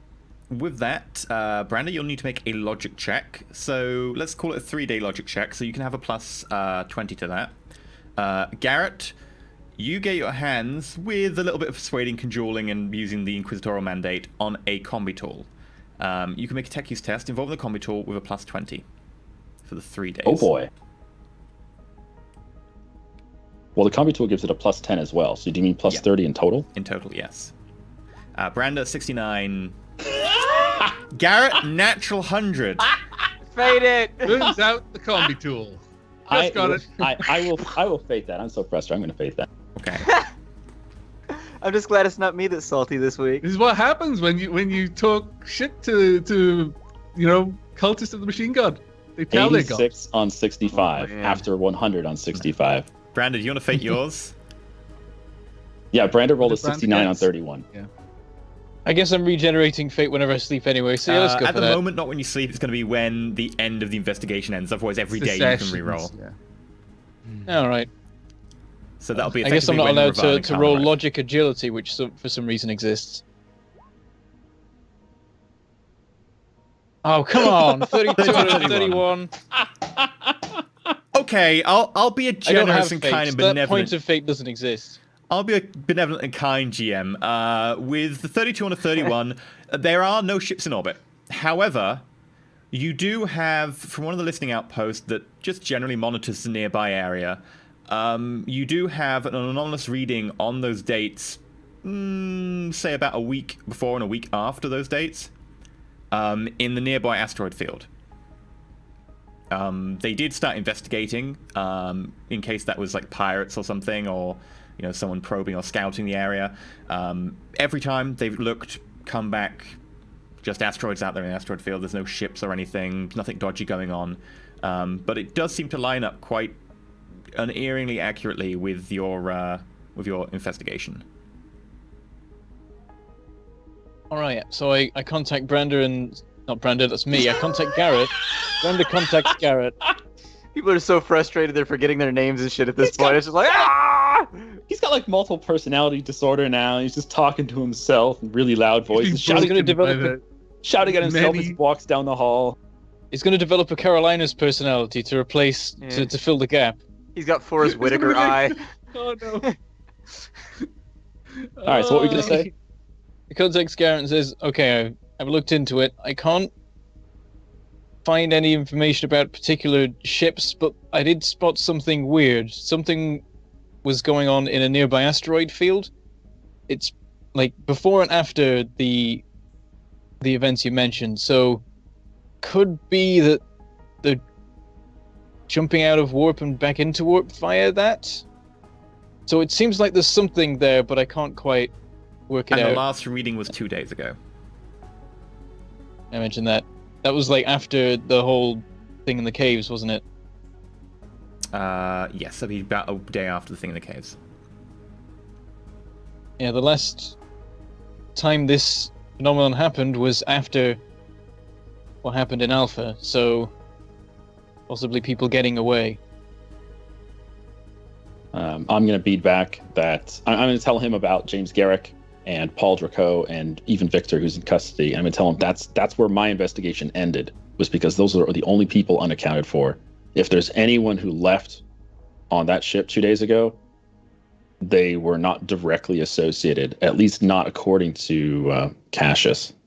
Although there's no guarantee that the man that Cassius interrogated had all the information. So there could still be some people who got away. If it's people, then that's a big problem. But what if it wasn't people? What if it was just getting the remaining drugs out that they could? Or what if it was the infested people? I mean, I don't know. Keep looking into it, Brander. We still have some time. Out of character, how much time do we have left until the Ravon and Khan and them arrive? Until the estimated date, give or take. Warp travel Yeah. is a bit iffy about that. Probably a day or two. Okay, I'm gonna tell Brander, keep on it, do your best. They'll be here, good or bad. I assume Cassius is still busy.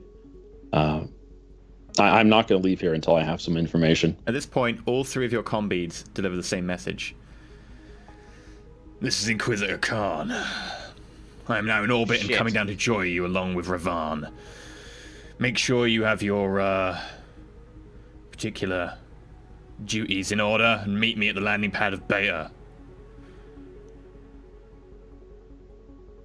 Garrett will need to talk about your observations so far. Cassius, Inquisitor Ravon wants to talk to you. Branda, I hope you've healed well. The Inquisitor requires more work from you. I'm sorry to hear about your friend. He will be missed. His body is being used in the service of the Inquisitor. And of course, the God Emperor will thank him for his service in the afterlife, even if he was believing in the heretical Omnissiah.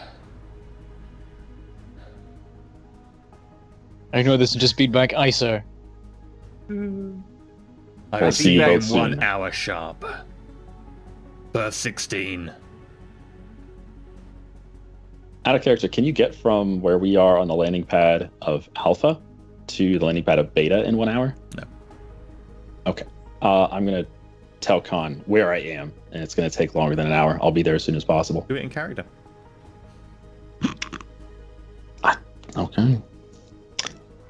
I won't be there in 1 hour, sir. As soon as possible, I will. I'm currently at the landing pad of Alpha. It'll take me some time. Very well. I hope your investigation progresses well. I expect a full update when I meet you. Khan out. I beat to my group. He's so cheery. He brightens every room he walks into, doesn't he? He's focused, I send back. Yeah, I'm sure that might be a word for it. I mean, you better be there when I'm like at the same time as me, Cassius. I'm not dealing with them on my own. This is Ravan. I was. They couldn't hear. I made sure they couldn't. Yeah, hear. I said to my group members. Yeah. You do realize that the earpieces were given to you by the Inquisition. I feel like we've had closed channels before. Like, I feel like we were allowed to close our channels off before. You had Carolinas before. You had a member of the Mechanicus Put it this way. You thought you could close your channels off before. If Brenda had any suspicion that the communications could be heard, he wouldn't have made them. Well, You need now to be more know suspicious, that then. it's quite possible the Inquisition who gave you the earpieces have bugged them. I'm not really that upset about it because, frankly, he's not going to do anything while Ravan's here. So I'm like, oh, well. Cassius is like the class clown anyways when it comes to these interactions, so it's kind of just like, whatever happens, happens. In response to Ravan, I don't even change to talk to him. I'm still talking on the supposedly private channel. I say, I'm sorry, sir, but I've been somewhat incapacitated and I don't have all the answers myself. Very well. And with that, Cassius, Branda, Garrett, you have all assemble at landing pad 16. The drop is delayed 2 hours, so Garrett can be there in time. In the meantime, I wanted to go through my data slate. Like, I need to know what he responded before I get there. So before I would have reported, I would have taken at least the time to listen to the audio file. Yeah, sorry, I forgot about that. So the file given to you by Ravan in response to your message was... Cassius, while I understand your investigation goes well and you discovered a lot of stuff, and I am putting into place measures to respond to this, be aware that you cannot simply dismiss or execute an entire battalion of the Emperor's Arbites just because of one or two misplaced insults or possibly even a little bit of disrespect towards the Inquisition. While that is very worrying, it seems as if there were dubious circumstances involved that may have led to a more amicable outcome being sought. In future, I would ask you to be a little bit more... Stop trying to execute everyone. Diplomatic. I love how diplomatic he was. You do realize... You were shit at your diplomacy roles. I'm not going to kill them because you're bad at your job. You do realize this is like a slightly above the table way of EE in character, reminding you of how stupid you are. That's it. You can't just kill everyone. Like, why not? Well, I would definitely look into... popping up on Splat's forehead. He's like, no! Well, I would definitely look into the respect to the Inquisition that the Arbites have showed and definitely put some procedures in place to test their faith to the Emperor once I have sorted things where I am and I've managed to make my way over there. I would remind you also that normal matters should go through Interrogator Khan. Although I understand the situation is a little bit fraught over at Syria Custodes, please try and make sure that any normal communications go through Khan. That said, Khan is due to be judged by a council about whether he should be elevated to the rank of Inquisitor. I've been keeping him behind for high time so far, so be aware that Khan's rank may eventually be something which he can change, and at which point your group may have a choice about whether you want to stay with me or follow Khan into the future. So far, I appreciate all the service you have done me, Cassius, and the God Emperor obviously looks down from his throne with favor on you. At the beginning of Khan's transmission, when you said Inquisitor Khan, that was not actually what he was saying, right? Because it would be interesting if he's being considered for it and he's immediately like, yes, I am Inquisitor Khan. That would be something which, if you knew this part in character, would be a very good draw from that conversation. But you're not hearing this, so... Yep. Well, I still like heard him introduce himself as Inquisitor Khan. I'm like, when Yeah. did that happen? Yeah, you did hear that bit. So he did say that. Yeah, he did say that. This dude thinks he's getting a promotion. This dude, such an asshole. I can't stand this guy. Cassius. When he said he's getting judged, I got excited too. I was like, Hereticus! Cassius, I appreciate all you've done so far, and I appreciate your dedication to the work and understanding that sometimes you need to go behind the normal stringent laws of the Imperium to be able to get stuff done. I hope to be able to work with you in future. Ravan out. I hope so too, because I'm pretty sure Khan's gonna set me on fire. I don't like that guy, and he doesn't like me. And from what I hear, being on fire is bad. Yeah, I've tried it several times, and it's never worked I mean, out Carolina's positively. tried it, and that was, yeah. And with that, all three of you gather on the landing pad. Requisite time going by to make sure that Garrett can get there. I look absolutely pissed.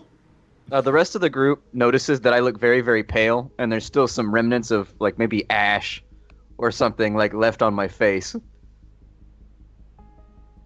Randa looks pale, if that helps. Oh, I'm just saying that I look distinctively pale right now. Yeah. I'm still just not looking too healthy or just happy or anything. Pallid bros. Pallid bros. We went from heresy to just looking pale. This heresy didn't work out. We've reset the clock. We'll get there again. Oh dear. And with that, a large dropship flies down over the sort of big dome of Beta, swoops around 4 vectored engines, changing direction to be able to go into a sort of vertical hover above your platform. The blast from these pushing down, making all your clothes sort of flap like in a very high breeze, like the wind is ripping at them and trying to pull you back. You kind of have to sort of guard your face against the downwash. The large dropship settles in front of you, and the door opens. Little stairs go out to the ground. With this, an unfamiliar face comes through the door. This is a man wearing sort of a long coat and a wide-brimmed hat over what seems to be carapace armor. He's wearing a combat vest underneath that coat, seemingly equipped with 2 different types of clubs of some kind. You haven't got a very good look from here, and also a small hand flamer. He sort of assesses the situation, checking that the situation is fine for Inquisitor and Masters. I scrutinize him. Feel free. I also scrutinize him. Judge With it. intentions. Can I scrutinize him, like, socially, basically, like the way he carries himself? Sure. All right. Enoch Epidicus, do you want to try and resist this? nah. Do I even need to? Not really. I imagine you would be just No. doing your job right now. Yeah, our rolls were terrible, by the way. We had a 94 on a 50 and a 62 on a 40. This so, guy looks eh. like trouble to me. He looks like he's doing his job. He looks like he's looking out for trouble and clearing the way I look for. like Vampire Hunter D, if that helps. Am I Does that allowed look to like use trouble to you? perception for the roll, Yeah. or does it have to be fellowship? It would have to be fellowship. Oh. I'll try it, but it probably won't go well. That's 3 digits. Oh, never mind. 29 out of Lots bigger on my 25. screen. I mean, he looks like a veteran, like, fighter from the way he carries himself and the way he, like, glances at his surroundings, but beyond that, I look slightly confused that it isn't Connor Ravoyan that's come down the steps. Enoch, with that, your orders would be to effectively assess the situation, check that, it's all clear, and to vox up to the waiting Inquisitors. I look over at these 3 pallid, worn-looking individuals who've got a look of thunder about their expressions. But ultimately, I seem to not consider them a threat, and I box up, saying, yeah, it's all clear. Okay. And with that, a familiar face cut by a scar from just above the eyebrow down to the jawline emerges in the form of Ravan. 2 bolt pistols strapped into the harness on his armor. His armor looks slightly upgraded this time. It looks like last time you saw him, he was wearing sort of a light carapace. Now it looks more like a light power armor, encasing every arm and his feet up to his jawline, at which point there's a large gorget. If he upgraded, can I have his stuff? That's what I was thinking. You want to ask me in character? You can ask me in character if you want. No, I've got some carapace on the way anyways. It'd be a waste, and I'd probably just get that. He's gonna look at me like he's delivering a bitch slap with his eyes again. And it's just, I'm tired of the derisive attitude everyone has towards me. I gotta mitigate a little bit. Yeah. I'm tired of being talked down to. Damn it. As he sort of catches the sight of you three, you see maybe like a half smile quickly flash upon his face as he sort of then quickly straightens his face again, the impassive sort of granite slab of his face features just setting back into stone, and he walks down. Behind him emerges Khan. Khan was always a little bit flashy in his decor, half his face sort of burned and scarred and pocked. This time he is wearing himself some power armor, but this is a burnished gold, bright gold with purity seals attached to it in many places, and a thunderhammer slung over his back.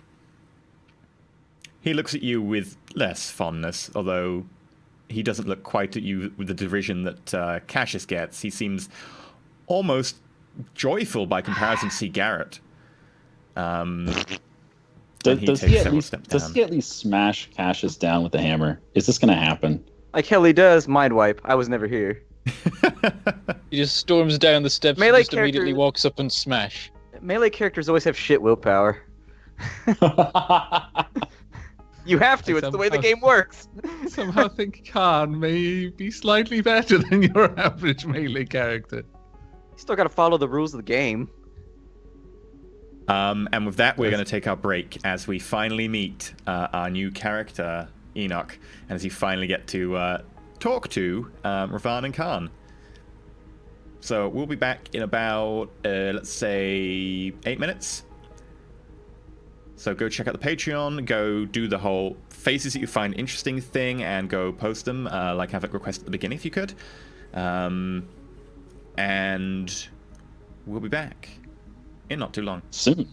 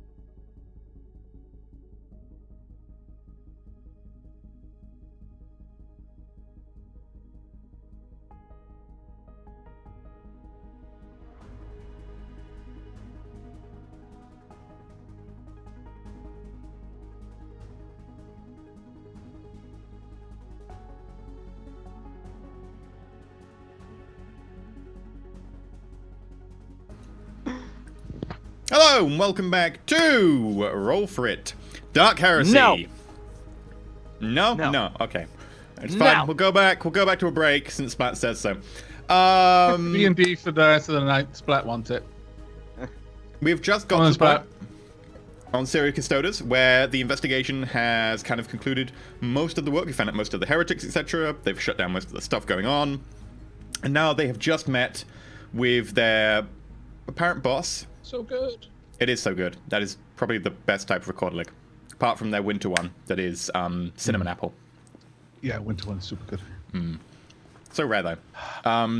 And they've just met with their erstwhile boss, previously Interrogator Ivan, apparently maybe now Interrogator Khan, possibly now Inquisitor Khan, and his actual boss, Inquisitor Ravan. They've also met a figure called Enoch Epidicus, who they haven't actually talked to yet, who just quickly... I've seen him, but I don't like him. I don't I like just the love look of him. the places I don't that like you the put in the smell of emphasis on that word. It sounds super awkward. I can't help it. I look at the word and I break it down by the vowels, and it just happens to... Epidicus. He's got dick in his name. He can't be a good guy. Epidicus. He's got to be the worst. Super easy. That's nice and flowing. Epidicus. Epidicus. Epidicus. Not Epidicus. I mean, you If that can was- call me that was Epidicus if you really want to. I'm sure my character would be 100%. To be fair, alright that is with probably this. the American pronunciation, because that is emphasis on the second syllable rather than the first. If that was a T, then I could see Epidicus, but it's not a T. Epidicus. If that was a T. If You it's not- brought this on yourself. Saying a T. Yep, Epidicus. you brought it on yourself. That's fine. That's fine. I'm completely okay with Epidicus. To be honest, it doesn't have an underscore after it, so you're already losing out. And with We were called that, Captain underscore. good name. We'll save that for a future project we're working on. Yeah. But anyway, with that, the dropship has settled. Enoch is securing the surroundings, while Ravan and Khan both head towards the group. Ravan lets Khan sort of stride ahead as Khan quickens his pace to be able to be the first one to talk to you. Update. What have you found out? I'm gonna interrogator. We've been incredibly Inquisitor. busy. Indeed. Inquisitor. Ravan We've follows been- up and goes, technically it would be provisional, Inquisitor. I just look between them. I look at Ravan and I raise a finger and I say, then under whose purview do we operate now, considering structural ranking changes? Mine. Yes, Khan is correct. Technically, Khan, still a provisional Inquisitor, is technically still under my purview, so you are technically still under his for the time being. As Will- Ravan says. I apologize, as this might be a sticking point, but I find that hierarchies make operations simpler, my lord. This is... I pluralize it at the end. Will there be a transfer with regards to our team to Khan's command, or will we remain under yours, my lord? Should Ravan pass the probationary period, and should the Council of Peers deem him worthy to be elevated to the status of Inquisitor, Khan kind of puffs his chest out a little bit at this stage, then you will have a choice about who you follow. We've discussed this, and Khan is keen on some of you, less keen on others, and I myself am happy to accept whichever way you as a group would prefer to go. We are understandably sad, by the way, to hear about the loss of Carolinus. He was quite a prominent specimen of the Adept Mechanicus, and I'm sure they will be very sad to hear of his loss. At that I pat the bag at my hip and I say we have him with us still. I look over shocked at Garrett, putting two and By the two way- together, and my God, Garrett. I'm just going to say that this wouldn't be the first time you realize that he reeks of rotting flesh. Yeah, There's Garrett not a hasn't lot on a head that will prevent it from decomposing Actually, Garrett, super fast. did you try and prevent the head from decomposing too much? I would certainly have had some of the governor's staff try to help me. Yeah. Because you do have a lot of medicine knowledge now, so that is fair. Okay. I'm gonna point out that he's like a bathwater-fearing feudal warlord too, so he probably doesn't smell too great altogether, anyways. That He is probably mean, a that already is smelled point of to rotting stink. flesh from That is a from low back on the blow ship a while from a ago. very So It's completely fair. It's completely fair. I can't argue with that oh. logic. Actually, you probably wouldn't Save it notice for in that character. the Save it for in character.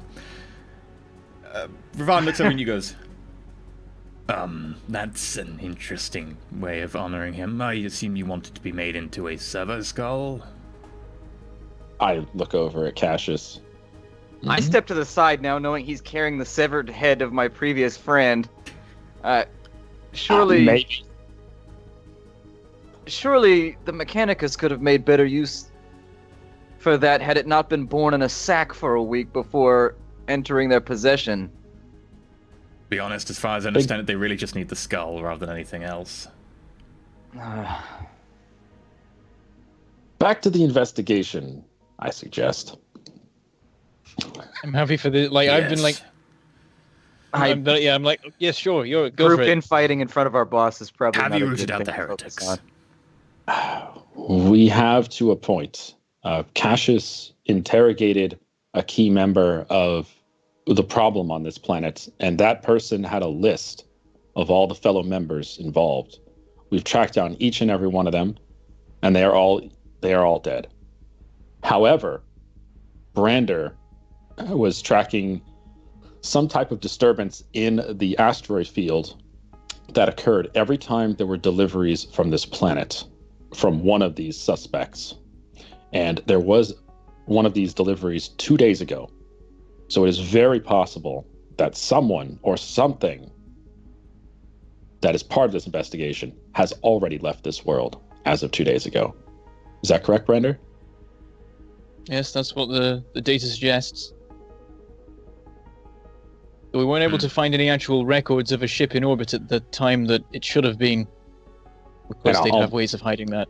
I nod and follow up. Every time there was some piece of information that could have led us to which ship was involved in orbit for receiving the deliveries, all of those records were deleted. And the record of the deletion was also deleted. That is worrying. From your report, I understand how a world could get corrupted and rotten with such a prominent figure having fallen. But I'm glad that you've managed to move the investigation forwards, and I'm glad you managed to take out most of the vermin and remove their license to continue their corrupt acts. Well done, Garrett. Maybe you one day will be the one who gets called an Inquisitor, not I. I shake my head. And with that, Perhaps. Khan voices up. Yes, Garrett has done well here, but I also would say that Cassius and Brander both have their merits in terms of the investigation so far. Cassius is looking into the mind of one of the traitors, managed to uncover a lot of the information, and of course, Wait, who's Caroline speaking right now? Ravan. They Okay. have the same voice, don't worry about it. Yeah. Khan's It's is kinda like- slightly deeper and more gruff.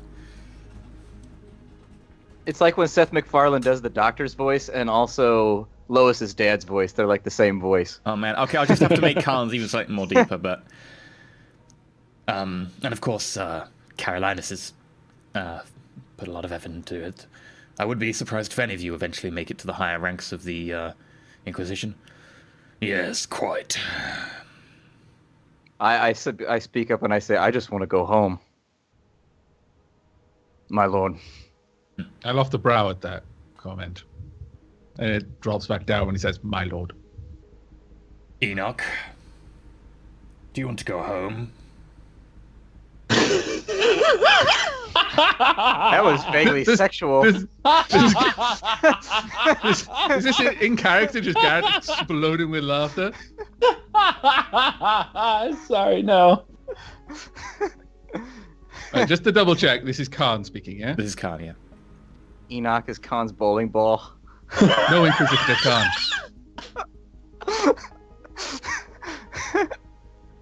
Enoch here is a product of the Imperium and a fine member of the Inquisition. He wouldn't be so quick to abandon his charge, Caligo. You've taken an oath to support the Inquisition. Well, perhaps after a few months of watching everyone die all around him, he'll come around. Now. I'll power that. I say it really flatly, like not like I care about the people who are dying all around him. It's just at this point, it's so commonplace that.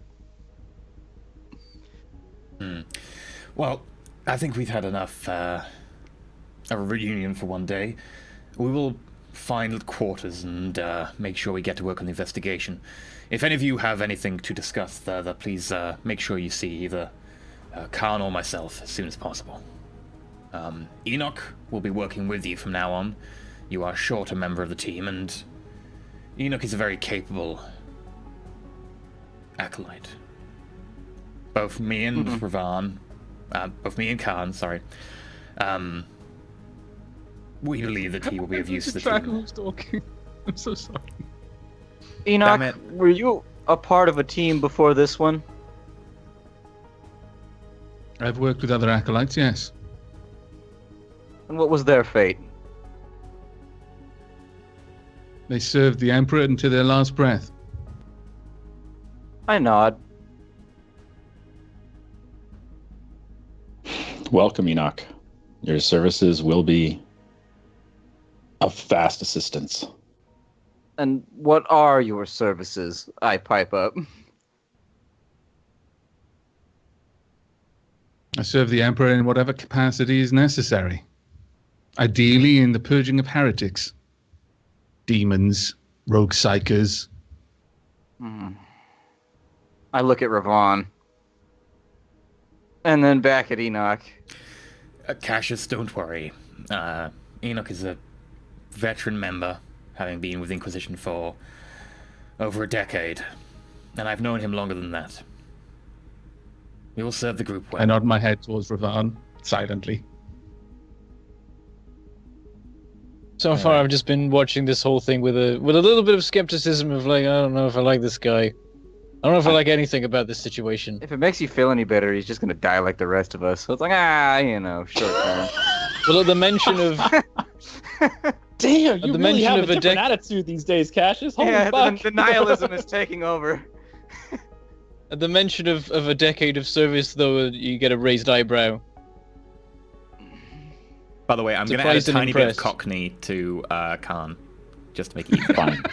Okay, that will make it a lot easier, yeah. Especially if he speaks Cockney. That'll be great. Can we just, he needs can to we talk just to the resurrect governor. Raj as our direct person we contact? Oh, all Well, the Raj time? and everything. Yeah. All right, mate. Oi, Yeah. oi! What?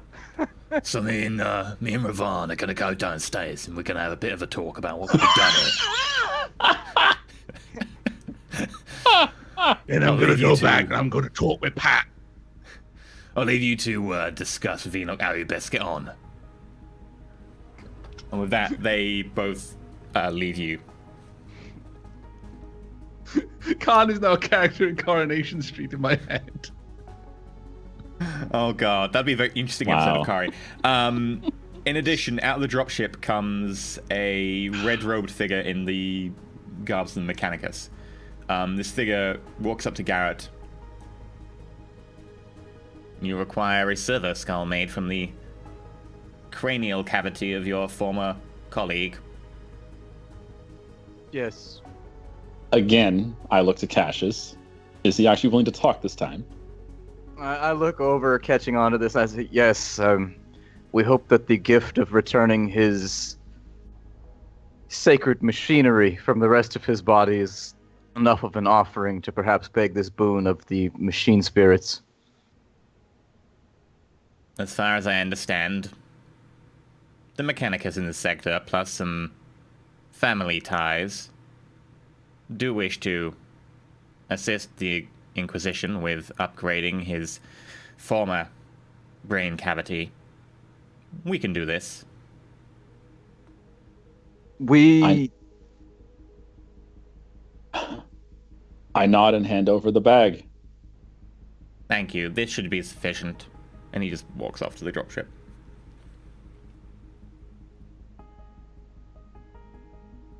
Oh, in No, I don't know addition, much about the Mechanicus, but I hope that that's I've the taken sort of thing he would have wanted. over his shoulder, as he goes, I have taken the liberty of seeing that some parts were delivered for your shuttle named Sky Beast. Sky Beast! It will be upgraded within the next day or so. That Does side of the Brander I look look a little happy surprised. at Yeah, I look a little surprised at this. Oh, and makes a mental note to go over to the landing pad as soon as possible.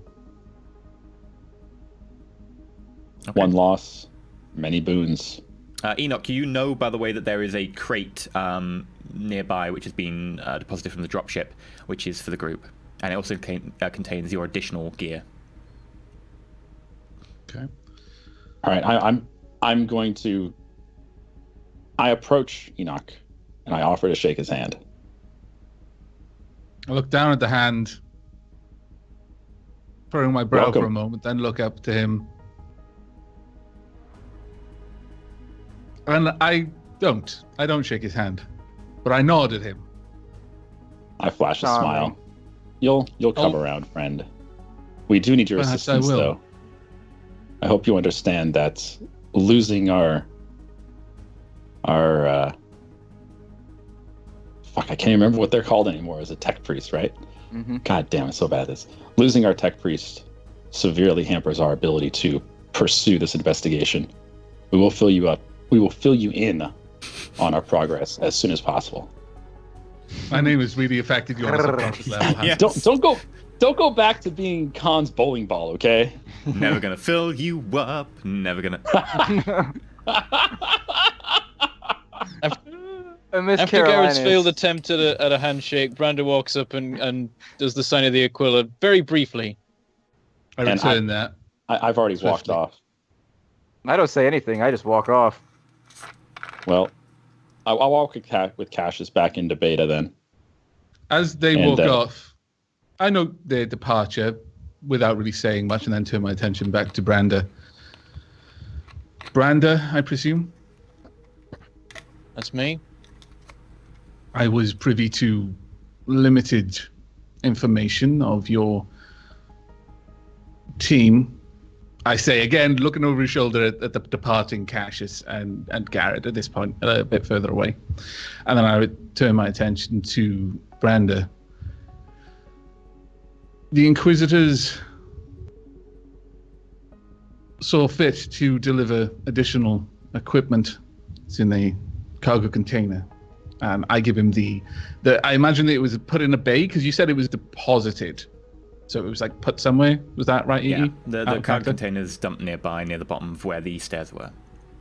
Okay, well, I gesture. If it's that close, I gesture back. Equipment for myself and the rest of your companions. I'll make sure to inform them. As Garrett and I get Oh, go ahead. as Garrett and I get out of earshot, essentially as soon as we go around a corner, something like that, I say, "What do you make of him?" 10 years of service means something, but I feel our team had a solid cohesion to it.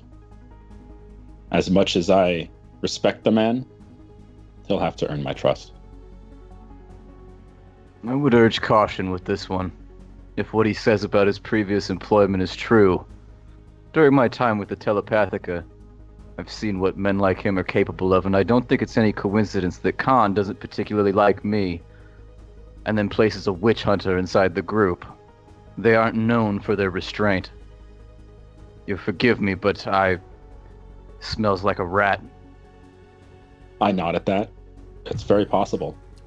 However, Ravon said that he had a history with the man.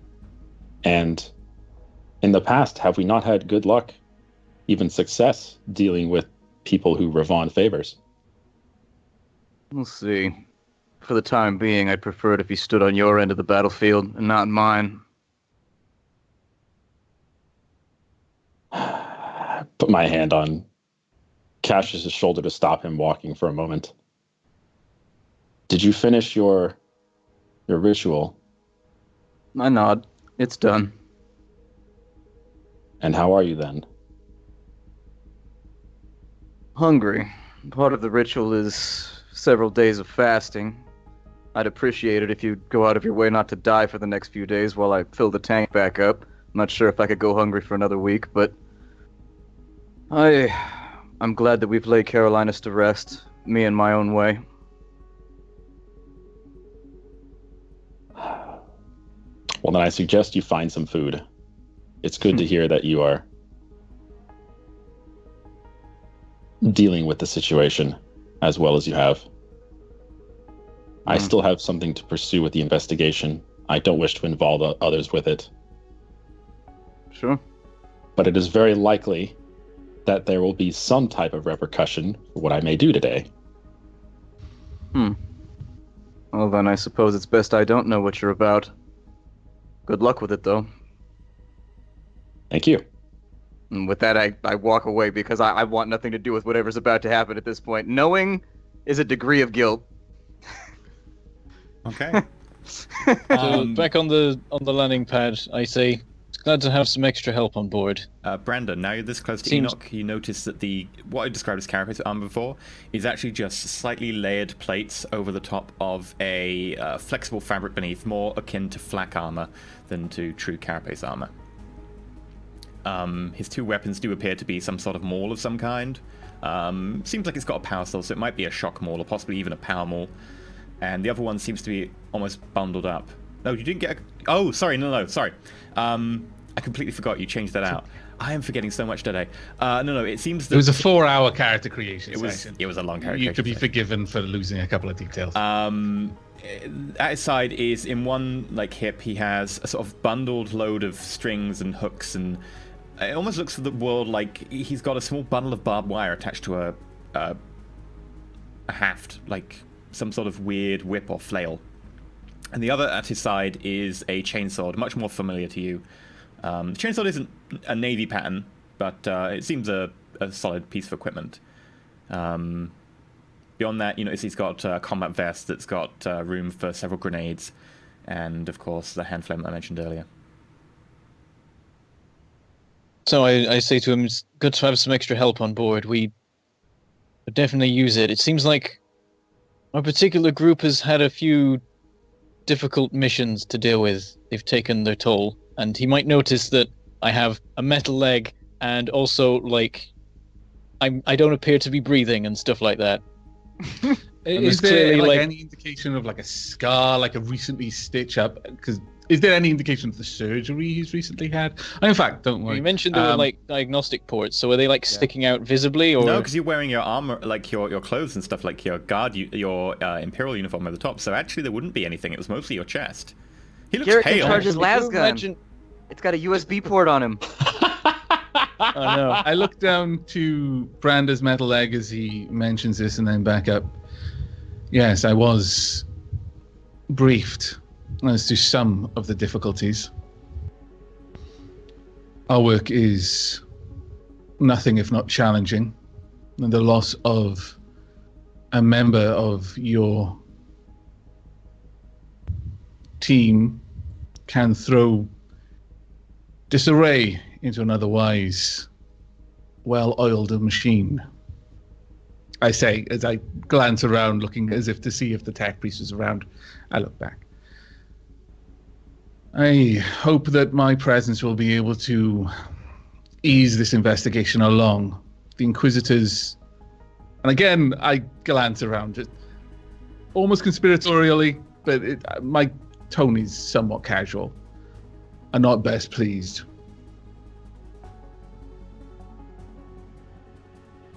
We always seem to get the rougher jobs. Things go wrong a lot. But anyway, if those 10 years of service were spent fighting as hard as we have, we should be alright. Perhaps we should.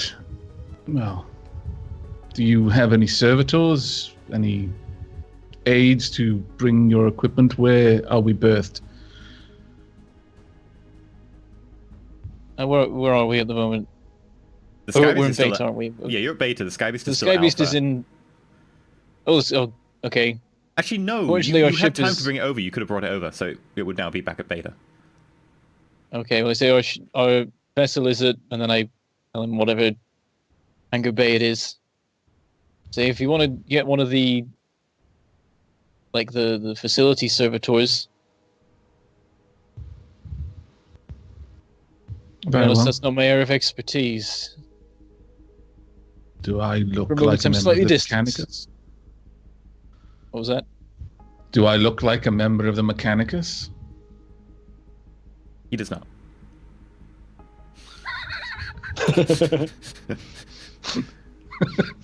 He was Even with your flat. perception. His grim lined frown just had to crack into a smile. It's like "Oh, I can't even not smile. God damn. Trying to be all grim dark here. I'm guessing that I don't know about any nearby servitors or anything that could be You could be haven't used seen for many it. servitors around here at all. You've seen workmen. It is a trivial detail. I'm sure we'll find someone to bring the gear. I'm eager to begin work. Perhaps you could fill me in on the details of your latest engagement. I was only privy to the generic briefing. Right, what was And it that could Garrett? walk away and he could fill me in, because I already know, but I will do that then. Where is it that Garrett and Cassius said they were going again? So Just Cassius back in beta. walked away. Garrett, what are you doing? I was going to bead over to Khan that we need to talk briefly. Yes, And I expected as much. I was going to talk to you at some point anyway. where shall we meet? Meet me at my office. I've taken over residence of one of these diminutive spaces. I'll send you the room number. I'll be there in 10. And with that, 10 minutes later, you walk up to an unassuming part of what was once the Fortress Precinct. It looks like Khan has set up a temporary room there, or it doesn't look like he's trying to stay there. The boxes and files and bits of Cognite and several of his personal guard who carry around flamers and long poled glaives of some kind seem to be standing to attention outside, seem to be not unpacking so much as just guarding stuff. They see you, and they nod, open the door for you. And within, I nod Khan back. is sitting down. I nod to him. Congratulations are in order. I don't wish to presume a friendship, but it sounds like you're moving up. He takes your earpiece off. He puts it on the desk. Pulls a bottle of water out. Puts a mug next to it. Then drops the earpiece into the mug. And then I take a seat. out the desk, he pulls a new earpiece and slides that across to you. I put it on. You were saying...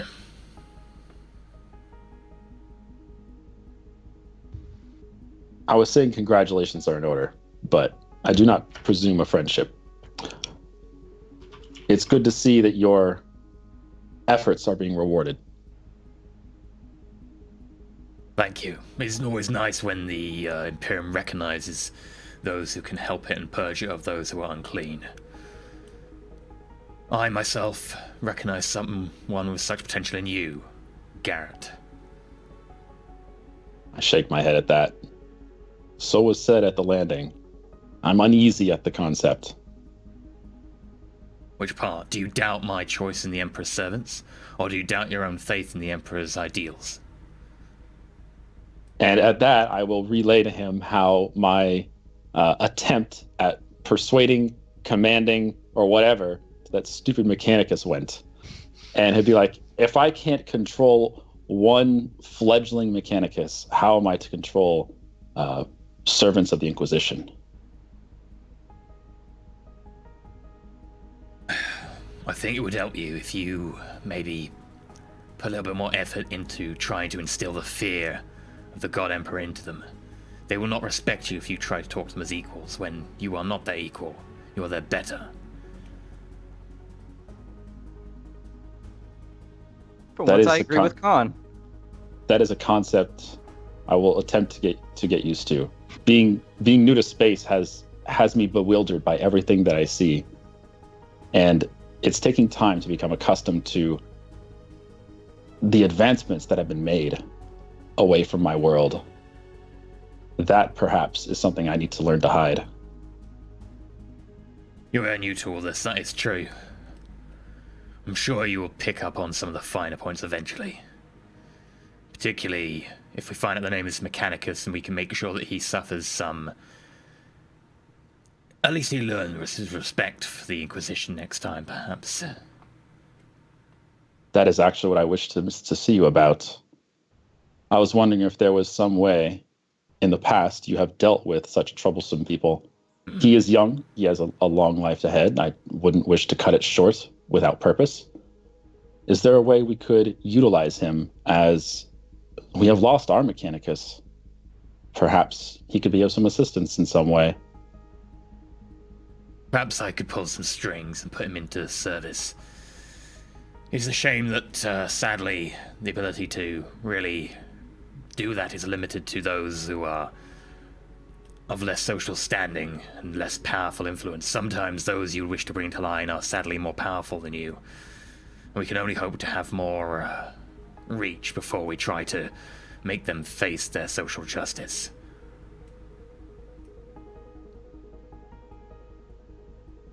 At the time, I was fighting myself to not put my pistol to his head. I'm still unsure if that was a poor decision. Put it this way.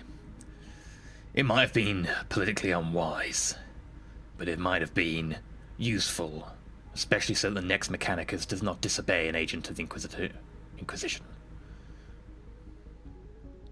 A point well taken. Now, I wanted to ask you one question myself. Sir?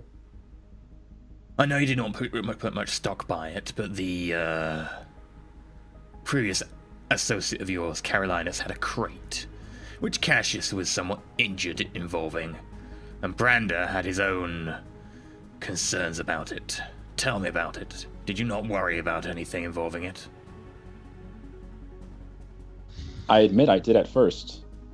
And while we were trying to tend to Cassius and his wounds, Carolinus and I briefly discussed with him what happened.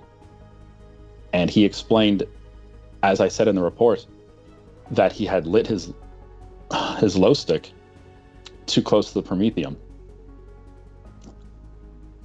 And as crazy as that sounds, coming from a member of the Inquisition, I wasn't going to second guess it.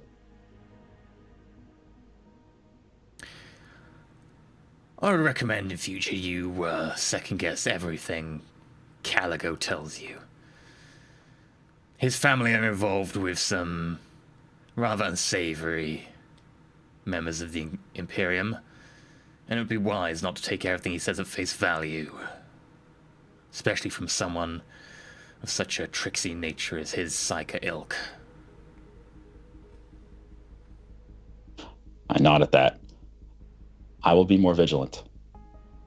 Is there anything in particular you wish me to observe? Nothing for now, sadly. I do not know exactly what heresy he has been up to. But keep an eye out and keep me informed. Especially if he has any contact outside of the normal chain of command with my lord, Inquisitor Ravan. Oh. At that, I nod. We received data pads roughly 10 days ago, informing us as a group of your incoming arrival.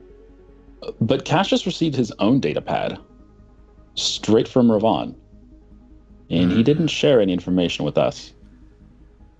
Interesting. Do they have a history that you're aware of? Not that I know of. If you manage to find out what is on the datapad, please let me know. I'm gonna be interested in finding out what they've been keeping. I nod my head. There is one last thing. Regarding the investigation, perhaps you can help. We are pretty sure that the shipments, including the one from 2 days ago, were being received in space by a ship called the Omnissiah's Blessing. It's been missing from records for decades. The Onasai's blessed workings. Yes, I've read that. I haven't seen anything particularly that I can use beyond that. Have you got an idea of how we can go about finding this ship? No, I don't. This is why I was hoping your experience would lead us down the path of this investigation. Well, as I understand it, the Arbites here have been fully corrupted throughout. A number of their persons have been switched to the enemy side and are trafficking in Xenos. I'm perfectly happy, although Ravan cautions a little bit of timidness in our approach here, but I am perfectly happy to start putting the Arbites here to the test. Maybe that will uncover some sleepers, or someone who has not been so far deemed a heretic by our investigation. That would probably be wise. The list of people involved that Cassius received or stole from that man's brain, that list has been exhausted. Everyone on that list is deceased, including the Marshal himself.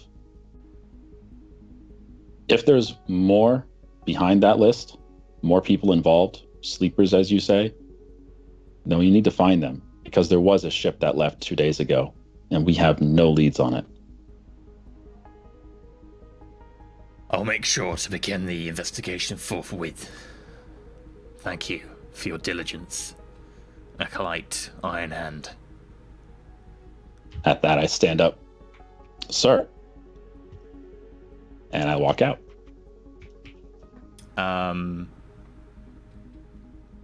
Cassius, you are requested to go talk to Inquisitor Ravan shortly after leaving Garrett. But he's so hungry. I respond. I head to wherever he reports that I should meet him. He also asks, have you finished your, what did you call it? The ceremony thing? Oh, the oration? Yeah, have you finished the Yeah. oration? Okay. In which case he it's done. says to meet him at his private quarters. Okay. I report as requested. Yeah, you report. There's no one guarding the door. You simply knock and you hear Ravan over the speaker. Come in, Cassius. I have dinner ready. Okay. Oh, good lord. Are there candles? I hear you had a clogged drain. Oh my god! Do you need me to snake it for you? Wow! Let us call Epidicus.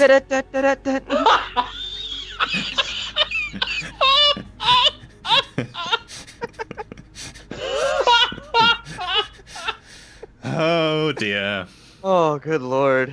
Why? Why is it always end up like this? Why? You called yourself serious moments, like- Epidicus. Serious, massive stuff going on. Khan's like basically saying, Garrett, I want you to betray and kill Cassius, more or less. And then all of a sudden it's like, yeah, sex. Cassius, as you enter the residence, you can smell freshly cooked food, some sort of roast meats and potatoes from a side room, and you notice that the lights are on in the side room, which appears to be some sort of dining room.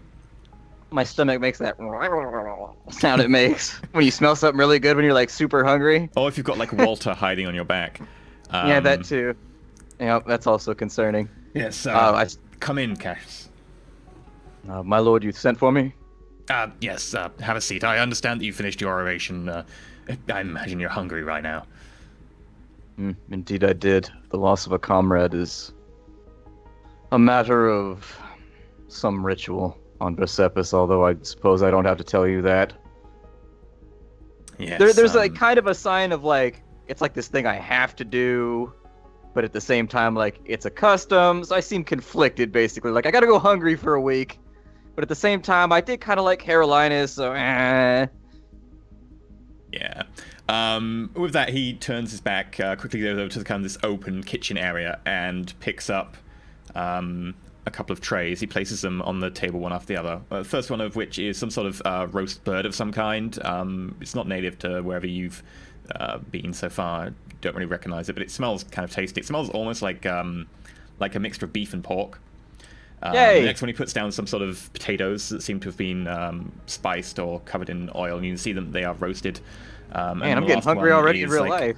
A sort of mixed veg dish with different shades and colors, like some of them are purple, some of them are oranges, there's some sort of bright greens in there. All in sort of this sort of dark green bed of leaves. Nah, we just pushed that off the table. We don't need salad today. There's Bork. Bork. And with that, he kind of just puts a plate in front of you and says, I thought this could be a working dinner. If you don't mind, I understand you're probably very hungry. I appreciate your concern, my lord. It's not something that I expect from Inquisitors. Yes, well, as far as I understand, you put in a request for some extra armor as well. I did, indeed. Well, I've seen to it that my old armor that has served me well has been refitted and is being made available to you. No, that's very generous, my lord. Thank you. You're literally wearing his old clothes, dude. This is so much. He said he had it refitted. It's gonna come that point. Next, you're gonna be buying cushions for his spaceship, and everything is gonna be great. At some point during dinner, he's gonna be like, "Try it on." It's a thong, sir. Now give me a twirl. Right here. Yes, now bend over, God. Cassius. God damn it. No! Whoa! What? There's a step too far, man. There's always there's one always- who goes too far. See, there's always we're moving along, and then just atom bomb. Is that what you say? You say, oh, I think we're moving too fast for Van. Yeah. Hashtag blame E. I gotta be wined and dined a little bit further. See, We this didn't is make meant it- to be like a for you really for dinner. serious second We haven't half. made But for dinner yet. We'll see how dinner goes. We'll see how dinner goes. he's got cinema That's your tickets planned response. after this. We'll Yeah. see how dinner goes. I'll watch. If he pays with like a credit card, maybe. If he pays with like a gift card, What if it's like one of those like platinum credit cards? Yeah, the black one that comes in like Yeah. the metal case, it's lined with gold or whatever. Yeah. It's like an Inquisitorial rosette. He just shows it to them, they're like, no charge, no charge. Yeah, he kind of sits down opposite you and goes, I appreciate the fact that sometimes, yes, you have contacted me and it has been of a somewhat more trivial nature than I initially requested, but your diligence and your thoughtfulness and so forth have been of great use to the Inquisition. The time is coming when you'll probably have to choose between following me or following Khan, and I hope that you will make the right choice that you know in your heart, and I want to question that. I would like to know, however, why the reports I have filed include some references to Brando being very concerned about a crate that you and Carolinus were guarding. A look of concern sort of spreads across my face, and while normally, as a social butterfly, I'm pretty good at shielding things like this, I definitely don't look taken aback, but I look as though I'm contemplating the way I want to approach this conversation. There was a crate, my lord. You'll understand, moving forward from this point, I've already spoken with Brander about the situation. He was not so keen on accepting the excuse that I gave him, whereas Garrett seemed to accept it part and parcel. On my homeworld, a pact between War Brothers is unbreakable. So Yes, I can appreciate that. However, you have to be aware that I am asking you as a friend and as an Inquisitor in the service of the God Emperor. I would The Heresy bro is watching at this moment. need to he's know. dead. all He's of fucking the worms. all of the cherubim of all of the mechanical forge worlds are listening to this conversation through the warp right now. I cannot protect you, Cassius, if you don't tell me as much as you can. And be aware that Khan has probably picked up on the same thing, and he will be asking the same of your friends.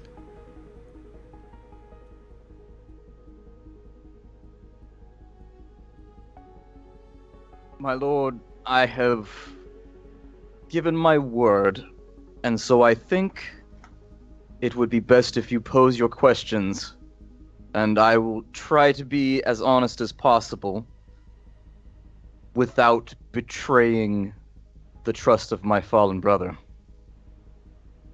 Very well. I appreciate that you have your loyalties, and while I wish they were primarily to the Inquisition, I can at least respect that they were to your fallen comrade.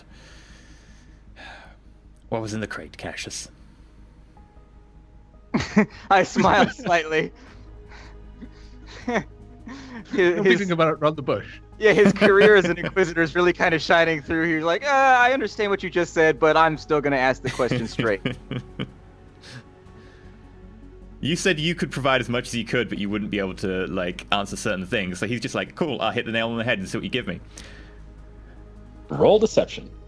My lord, I resume eating right now, realizing that I've come to kind of a standstill and wishing to sort of throw off the tempo that the conversation is taking. I want to move by the way, back it to is more quite of a tasty.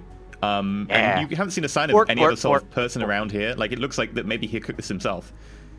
In fact, when he actually, like, brought the stuff out, he had, like, oven mitts on as well to touch the hot dishes and stuff. So you've seen the This is not Inquisition in becoming oven mitts. inquisitive. It's an interesting side. It's really, I feel like they've lost something now. I'm just like, huh. Yeah. This guy that's responsible for the death of worlds uses he uses oven mitts. You should just levitate the dish with his psychic powers. Yeah.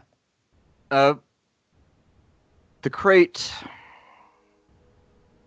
I'll go on record, my lord, and say that I had no idea about the crate at all. It seems to have been an oversight on the part of maybe workmen or whoever was responsible for unloading our ship. This crate had never really come to anyone in the group's attention. However, after a conversation I had had with Carolinus about the merits of bending rules in order to complete Inquisition business, we seemed to have found common ground, and finding that he and I were both receptive to, so long as the Inquisition's will is done, perhaps pushing things further than one such as Khan would allow, was more acceptable, confided in me that he had a secret. Inside the crate was something he had been keeping from the group for some time, and he inquired as to what he should do with it, because he was of one mind to destroy it, and of another mind to utilize it on behalf of our great quest. I inspected the contents, and being filled with a great sense of dread, recommended he destroy it immediately, that his soul be protected by the Emperor's light. Did you find And this so on we one destroyed of it. your missions, the Inquisition? Am I aware of the source? Yeah, you actually recognize it. You stabbed the damn book. Yeah. Oh, that's true. I stabbed it. I forgot about that. I couldn't remember if he had squirreled it away like I had done with the Psyker manual. He did afterwards. He said he destroyed it, and then before burning it, he then nicked it. Yes, my lord. He had told me it had been destroyed.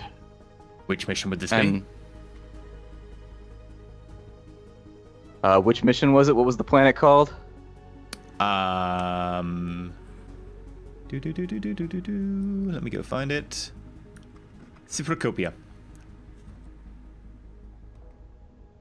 It had to do with our business on Cyprocopia, my lord, although I couldn't read any of the languages it was in, so I can't tell you specifically what it was. Did you take anything else? My lord, I trust that Khan had appraised you.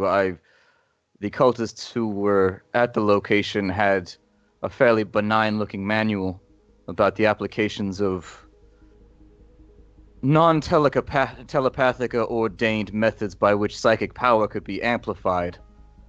I thought this was particularly fascinating, but I had given it to Khan and he had destroyed it. Did you I get a chance thought perhaps- to study it? Study, no. I had had a a few moments to thumb through. However, intense study I cannot confess to. Are you trying to class the fact you actually learn skills of it as not studying it? Well, I you would say said it's that a I little had bit a more once than thumbing over. through, but I would say that would be less than studying, more than thumbing through somewhere. Yeah, like, because when I read it, you said that I didn't have time for, like, a thorough, like, you were like, you would have to study it in order to get anything Yeah. more out of it. And you were just like, oh, you go through it once very quickly or something like that, Yeah. and that was it the wouldn't be a benefits thumb that I through, but got. it wouldn't be full studying the entire book. You maybe like studied a little section or something, but mostly you'd had thumb through time. Let's flip the script here. All of a sudden, I seem to shift a little bit. And I say, my lord, the runes you were inscribing on the wall, on the station where the Eldar had just taken over. I've never seen those before. Make a charm check with plus 20. Let's see how this goes.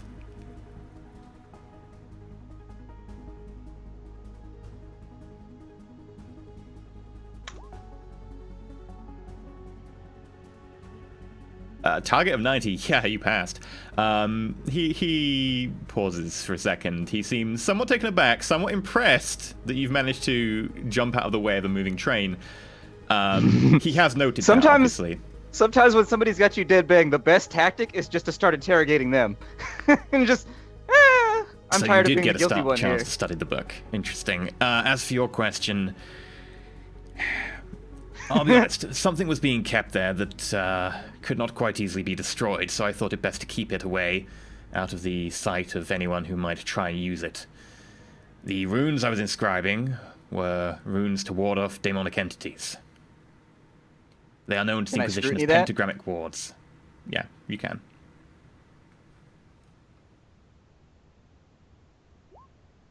I don't trust that one to come back, but I'm going to try. Oh, cool. By the way, people can see the target here. I've rolled 19 on a target 0. The target isn't 0. The target is I don't want to tell you what he's rolling. Cassius got a 40 on a 50, so that's 2 degrees success. He seems to be being genuine. You're not sure. It's a little beyond your learning, pentagrammic wards. But he seems to be honest, and you do know that such runes do, to a certain extent, exist. You probably don't recognize them because they are prescribed knowledge. Pentagrammic wards do keep away demons, but the same runes can be used in a different combination, in a different setting, to be able to summon or bind them. Would that be something that would fall under my warp lore? No, it would be Forbidden Lore Demonology, which is why you don't know it. It's why when you tested to try and see if you could see them, I took 20 off. And you were like, I have no idea what it is. Okay. I appreciate your honesty and candor, my lord. It's been something that I've thought about frequently since we left the station, accursed as the place was. My lord, this Enoch individual, was he of your selection or of Khan's? He's the one we could find some middle ground on. So he was elected in some way? We both did not object. You'll understand my concern, because men like him are responsible for feeding men such as I to the flame, frequently. Cassius, I'll be honest. Men like me are occasionally responsible for feeding men like us to the flame occasionally. It concerns me because men of his ilk can be overzealous and overextend their mandate from time to time. I would prefer not to catch a bolter round to the back should he decide that the mandate of the sanctioned psyker does not apply to him. Enoch believes in the God Emperor's sanctioned psychers. Do not worry about that. He is on edge around our ilk, like many of the Imperial are. But he has a good head on him, and he has been through many things that would see him executed by the more zealous amongst us, were they to know. He is someone I trust, to an extent. I nod shortly and I say, well, thank you for setting my mind at ease. I will admit that I questioned the judgment of the Inquisition when he announced his profession. I've seen many like him in the past, and it has made me paranoid around one such as he. It makes me feel as though I'm on the defensive and I need to come up with contingencies. I stick on the word for a moment. Understandable. My lord, do you find my answer concerning the crate satisfactory? I didn't mean to I do. shift the conversation. I think I know all I need to know about you betraying the memory of Carolinus. And without knowing the exact nature of what's in the crate, it sounds like you made a reasonable choice. My lord, what was in that crate was of no assistance to any Keeper of Light. I understand when you do the work that we as acolytes do. I don't mean to apologize in any way for Carolinus, because I share his view that the rules of our empire were written and are upheld by old men who are terrified and bark at lightning. And I believe that has put us in the present situation that we are in, unable to adapt to a changing threat and a changing galaxy. My Cash, So it seems you're almost a progressive. I would be very cautious with those words if I were you sometimes. The way I've seen it at this point, I'm dead already. So there's no fear to be left in my heart. Not with the things I've seen working for the Inquisition so far. But You might say that. You have not seen the inside of some of the Inquisition's interrogation rooms. No sane man would think that if they had seen those.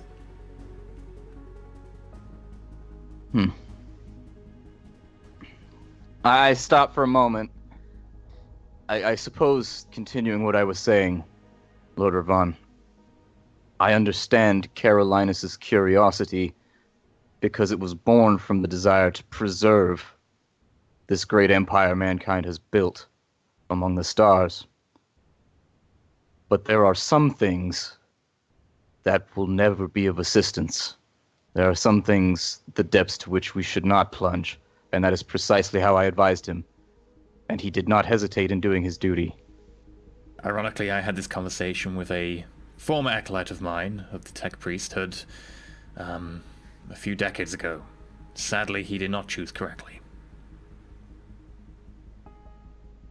Would you agree, then, that simply there are those who would posit that simply hearing the question from which must be made the choice is enough to be a heretic? Would you agree, then, that hearing the question is fine, but reacting to it is the matter that is of greatest import? It's not me you have to convince sometimes, Cassius. Just be wary, but I would agree. I see. I continue eating, and I look up as I'm sort of finishing my plate. I said, "My lord, I trust I don't have to tell you. I will not serve Khan. They can send me to the stake, because that's what working with Khan would be for me anyways. I doubt I would survive my first deployment.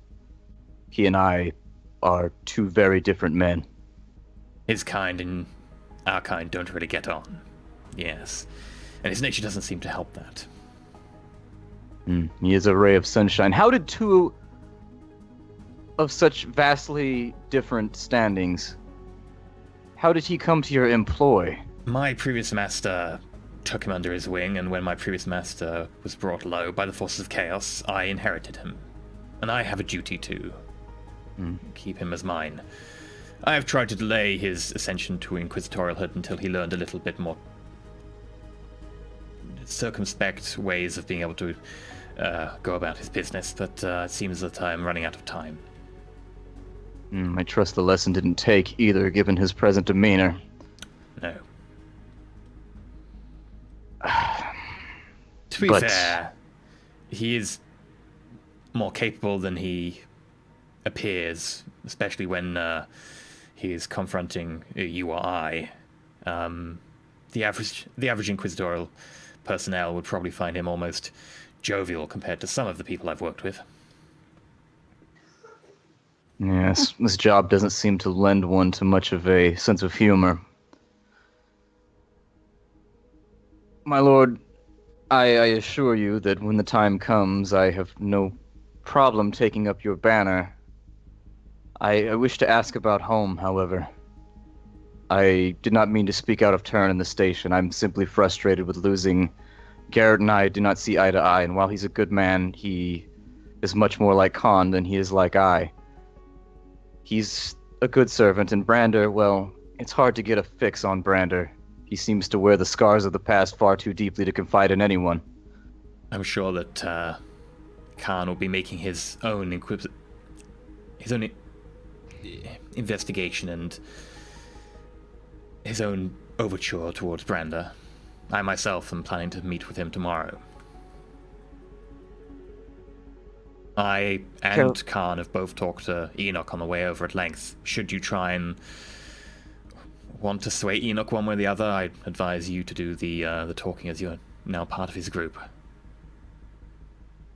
What I mean to say, my lord, is that Carolinus was a friend, whereas Brander and Garrett, well, brothers in arms, obviously sometimes you just don't see eye to eye. Were Enoch to be more like Garrett, say, than Carolinus, this group would be very dangerous to one such as I. A group that I could not trust in good conscience or in good vigilance. If the time comes, Cassius, and if it's feasible, I'll make sure you get placed elsewhere under my purview. I thank you for that, my lord. It would appear as though I've eaten my fill. Are there any matters I could resolve for you, my lord, before taking my leave? I appreciate your candid discussion, Cassius. I will do my best to... Would it be prudent to eliminate the materials that you've sent to me? Perhaps. I nod and give a bow as I stand.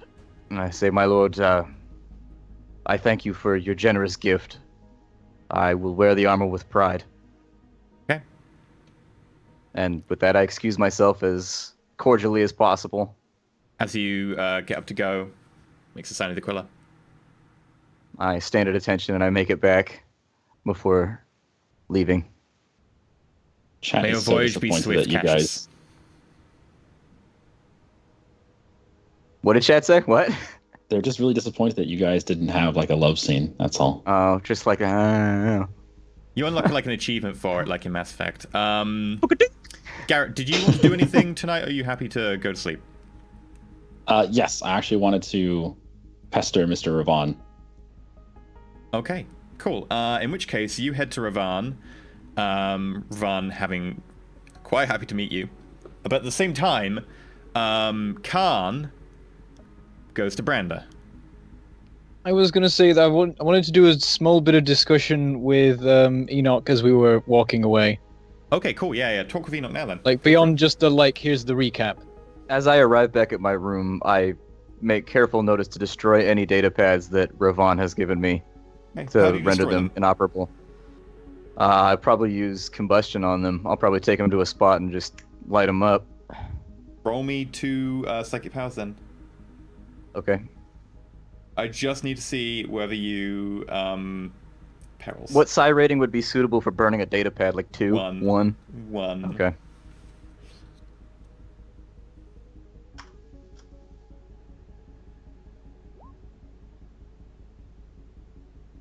Okay, so there's number Data 1. pad's gone.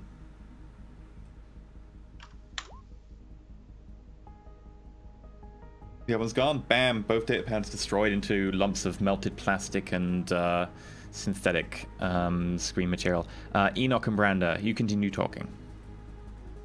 So I'm going through, like, basically chronologically the events of the past, like, week, well, 2 weeks now, is it? But the long time, and filled in on any of the details that had been missed out in the more general briefings. But then when I get to talking about the parasite being removed from the governor's head, I say, are you aware of the nature of the Xenos that we've been encountering here? I know of their name. I've known some who fought them. I fought them myself before I knew what they were. They've been But if cropping you're up in at- a few places. One of our previous missions found, well, in one case living and in one case dead specimens on other worlds. And there is one still unaccounted for that we are attempting to track down that is on a ship somewhere, or was the last we heard of it. What But I have from been what I've- told from others is that these creatures infest whatever world they take root on. It's concerning.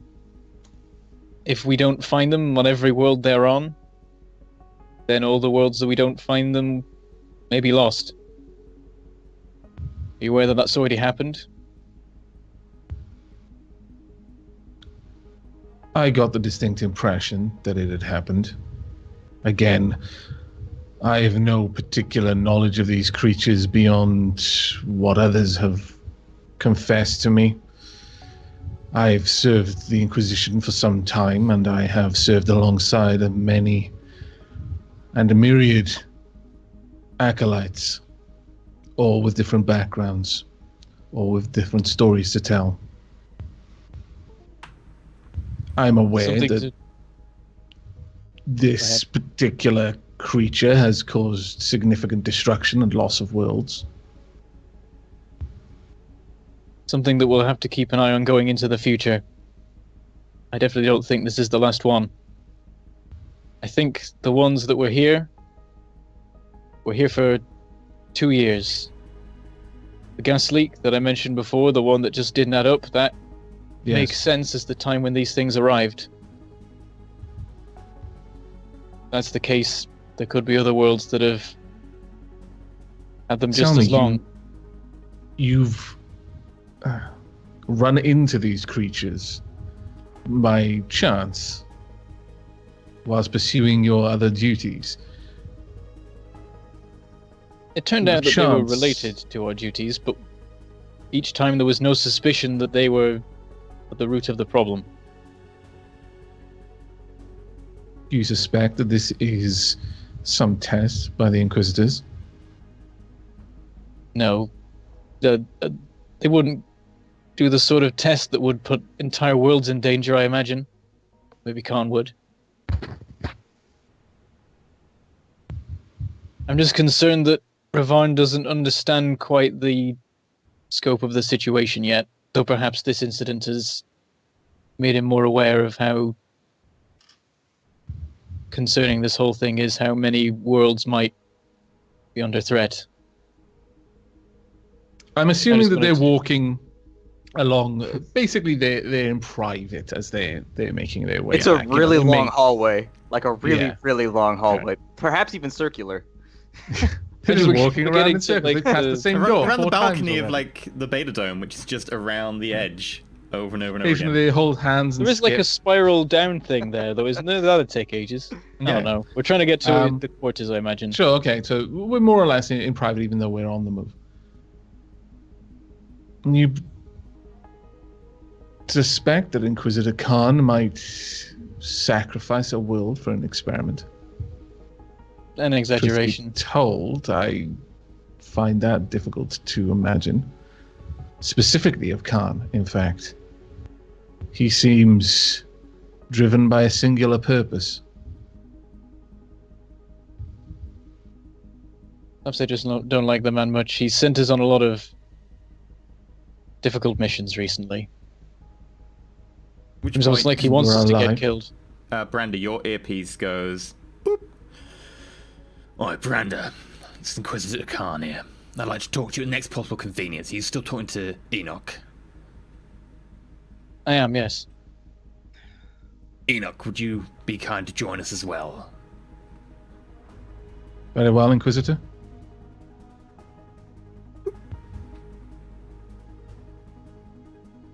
It seems I you guess may we have turn an around and- opportunity to ask the Inquisitor some questions if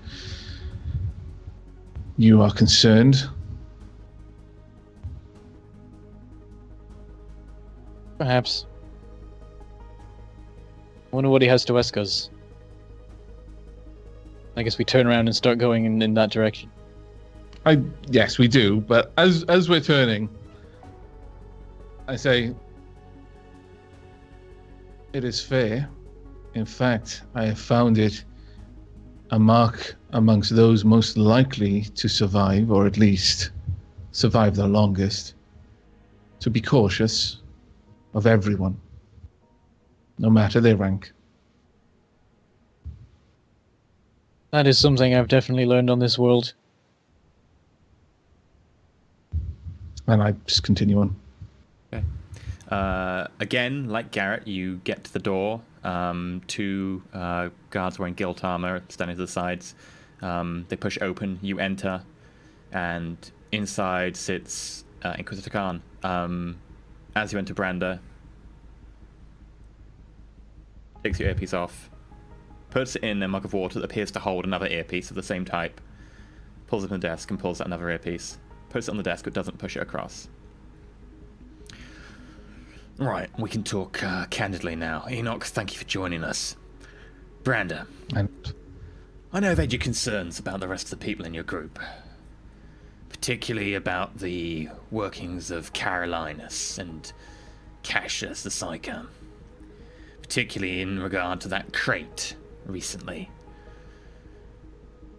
I tune in on this understand. conversation quite keenly. I understand that you had your reservations about whatever was going on with that. Enoch, I've asked you here so you may be privy to this, so you may understand the group you're getting involved with. I had my concerns, mostly about Carolinus. I was concerned that he was losing his way. But I think that it was just a symptom of this particular world. Practically everyone that we've placed our trust in has turned out to be an enemy and has betrayed us and tried to kill us. I think I just started jumping at Shadows because in the end he sacrificed himself to save me, despite the fact that I openly doubted him. Okay, so I just need to ask you out of character, do you genuinely in character, does your character genuinely believe that, or do you still have your worries about what he was up to?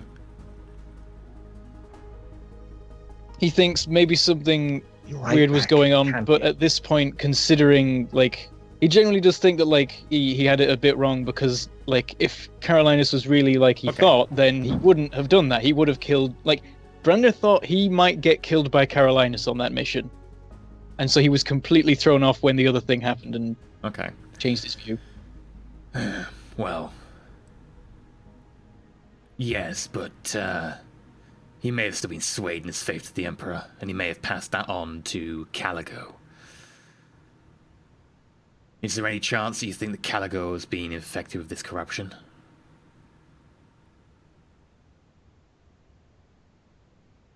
No. I think if anyone was involved in it, it was Carolinus. I think Cassius was even considering putting his nose in something he shouldn't. Well, I think he wouldn't, like, after getting his nose near burned off. He looks a bit deflated. Very well. Now, I know you've had some worries about your homeworld recently and the fact that Ravan covered up what happened there to you. Quite frankly, I wouldn't have covered up to you. If I'm honest, I'd have probably had you silenced along the rest of them, but I'm glad you weren't, as you've turned out to be a loyal Imperial servant and asset to the Inquisition. Now, Inquisitor Khan is still petitioning for a little bit more time before they exterminate your world, but he's not blocking or denying the exterminatus order.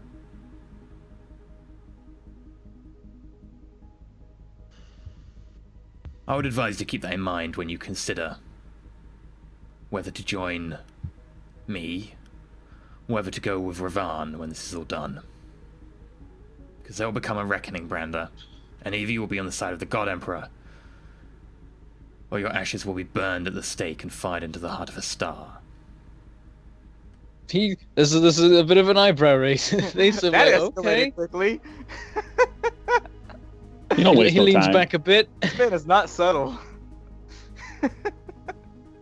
No, I don't say this as a threat. I say this is a mere statement of fact, and eventually, should you be brought low by the corruption that unfolds, even within the heart of the Inquisition, that is the fate of all of the non-believers, and I believe that you too, if your faith in the God Emperor is as strong as you say, would believe in that and agree with my sentiment there.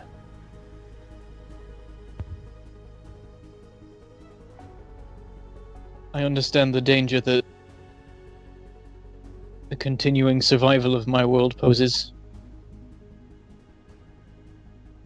So you'd agree with Ravan just to exterminate your world once it's served its purpose? To leave this threat breeding tyrannids until he has done whatever machinations fills his brain? Something needs to be done. Something can be done. I can see that something is done about your world, Thrail. I could even possibly see that your choice of leaving the Navy is looked over and your commission reinstated. I loft the brow at that and look at Thrail a little bit more closely. He is still wearing his uniform with the rank of Flight Commander. Yeah. Very tattered, like there's bits hanging off it and all sorts at I this thought point. you went for the good one for the Inquisition. Actually, yeah, I would have worn the proper one. I was a bit disappointed. You're Considering. not wearing the good one to meet the Inquisitors? Damn. I've got all the fancy stuff. I've even Yeah. tried to clean up the chainsword, but that's too far gone. Enoch, I know you spent a long time with both me and Ravan. And I understand your faith is strong, and hopefully, knowing the dangers that the Psyche poses, you'll make the right choice when the time comes as well. Perhaps Heresies should be purged, whether they be within or without. He smiles at that. That's a genuine smile of him. Excellent. Well, maybe you could talk to Brand about the dangers that such psychers pose within our grasp. And also those who traffic with demons. My jaw clenches at the mention, but I nod.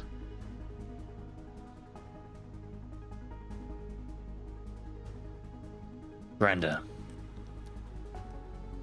I know you've had some run-ins with some interesting entities recently. You've I have. been coming across entities of the warp much more frequently than any Inquisitor or band has any right to. Especially if they're not specifically demon hunters, like our friend Enoch here, or members of the Ordo Malus. That's why There's I made sure a you glance got over Enoch. at Enoch about at the mention of demon hunting. I made sure you got Enoch, because Enoch is needed here. Do you think that those demons are just coming across you randomly? There is a tie there somehow to Ravan. Somehow, these demons have been imprisoned and kept.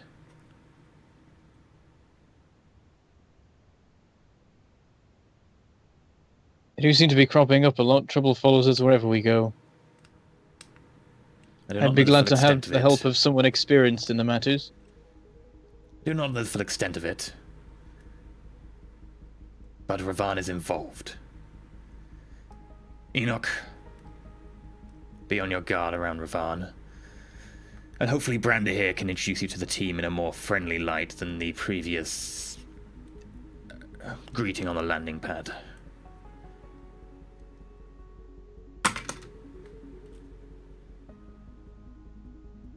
Do you have any questions, Thrail? Enoch? I know all I need to know. I nod at that. Well, why are you calling one of them by their last name, the other one by the first name? Do you not want to say Enoch's last name? Because he's more familiar with Enoch. Also I do that. imagine there's the genuine reason of, like, he's talking down to me more. Yeah. Well, with that, I think it's time for you to discuss amongst yourselves what should be done about the traitors, without and within. My eyes move askance towards Branda, then back Oh. to... And bear in mind that should you help a would-be, soon-to-be Inquisitor on the rise take down a powerful foe within, there is a lot of glory there to be gained, a lot of good to be done by getting a higher station, where you can use your powers more widely.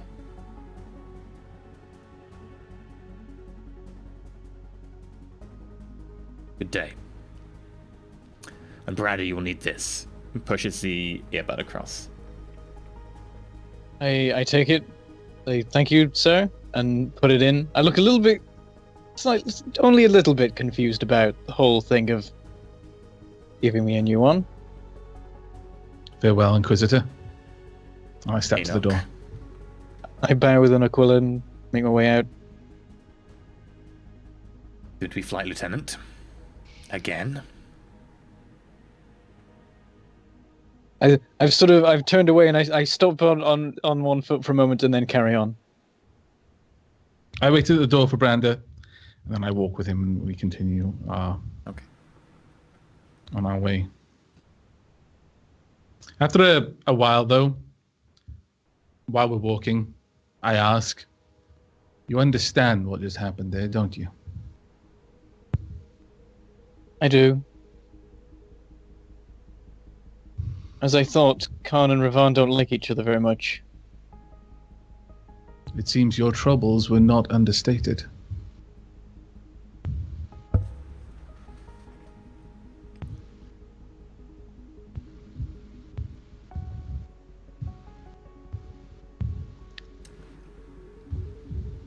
Is he going to respond?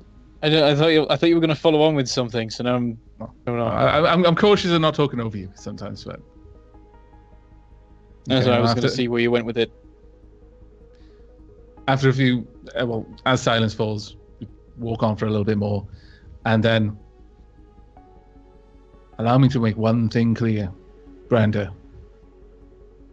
As we are to work together, whether it be for a short time or longer, I care only about purging heresies. The promise of reward, a long life, none of that matters. Of course. I must say at this point, I would say the same thing. Good. And then we probably carry on in silence unless Branda says anything else.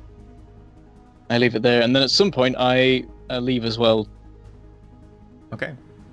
I imagine we get back to our quarters, and then after a while I wander off. Yeah. So, Garrett, in the meantime, you head towards Ravan's.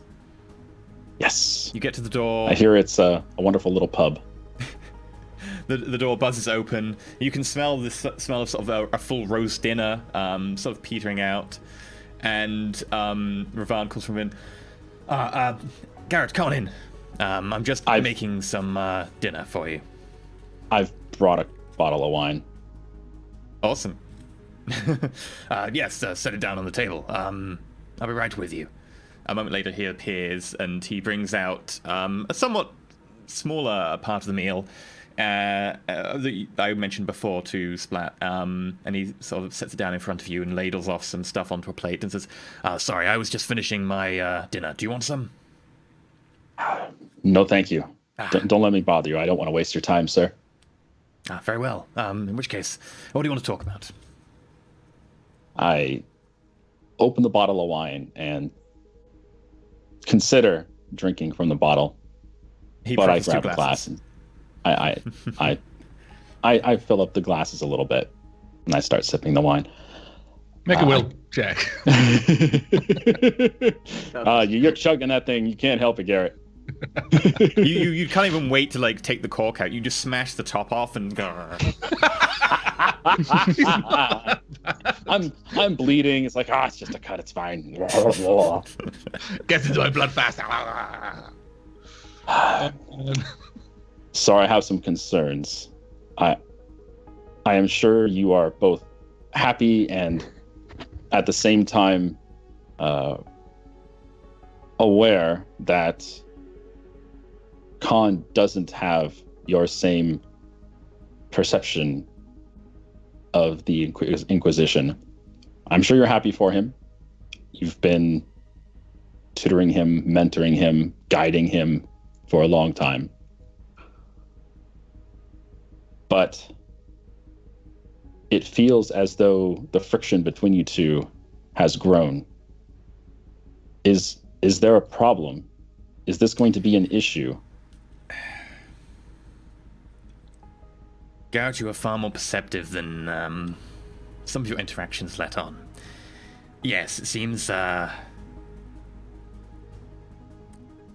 is eager to become an Inquisitor, and he is looking for some big fish to be able to make his splash in the sector, so to speak.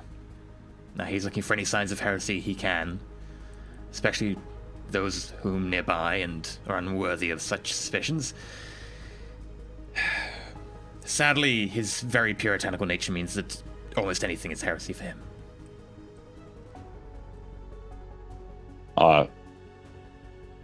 Yes. That definitely has been known to me. And it seems, as I entered the service of the Inquisition, that was how I was meant to behave. And I have tried to do so. By the way, Garrett, I have to ask, do you still have the earpiece in? I'm sorry? Do you still have the earpiece in? Say that again? Do you still have the earpiece in? Oh, yes. Of course. Okay. Why would I ever take an earpiece out? The Khan never said to. Yeah. Where the hell was I? Oh, yes. I have tried up to this point to do my best to follow Khan's example, and it has done well in service of the Inquisition. But I am concerned that either that is not how we acolytes are meant to behave, or my friends, as I call them, are not meant to be part of the Inquisition.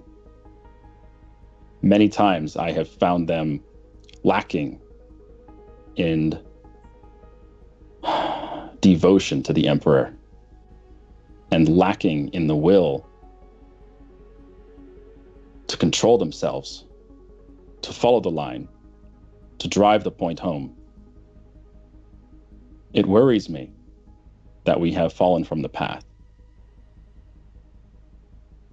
But again, I speak this as a man from a backwards world, a man new to the universe. So forgive me if I speak out of place.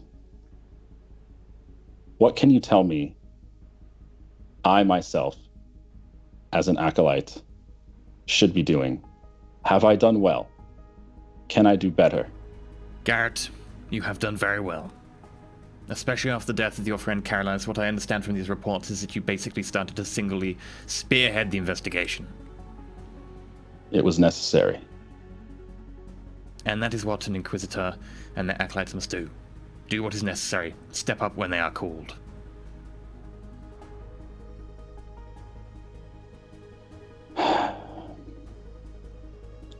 Yes, your social graces could do with extra work sometimes, but your devotion to the Emperor is not in question here. I'm already pouring a second glass as he says that. I find myself remembering instances where I have been harsh with my team, with my friends, when perhaps it wasn't necessary. And Cassius has at many times voiced his suggestion that there needs to be flexibility within the Inquisition for it to pursue its goals efficiently. This troubles me And I worry for him. He feels... It feels to me like he has wavered from the path, and he may not, in fact, have the Emperor's best interests with his motivations.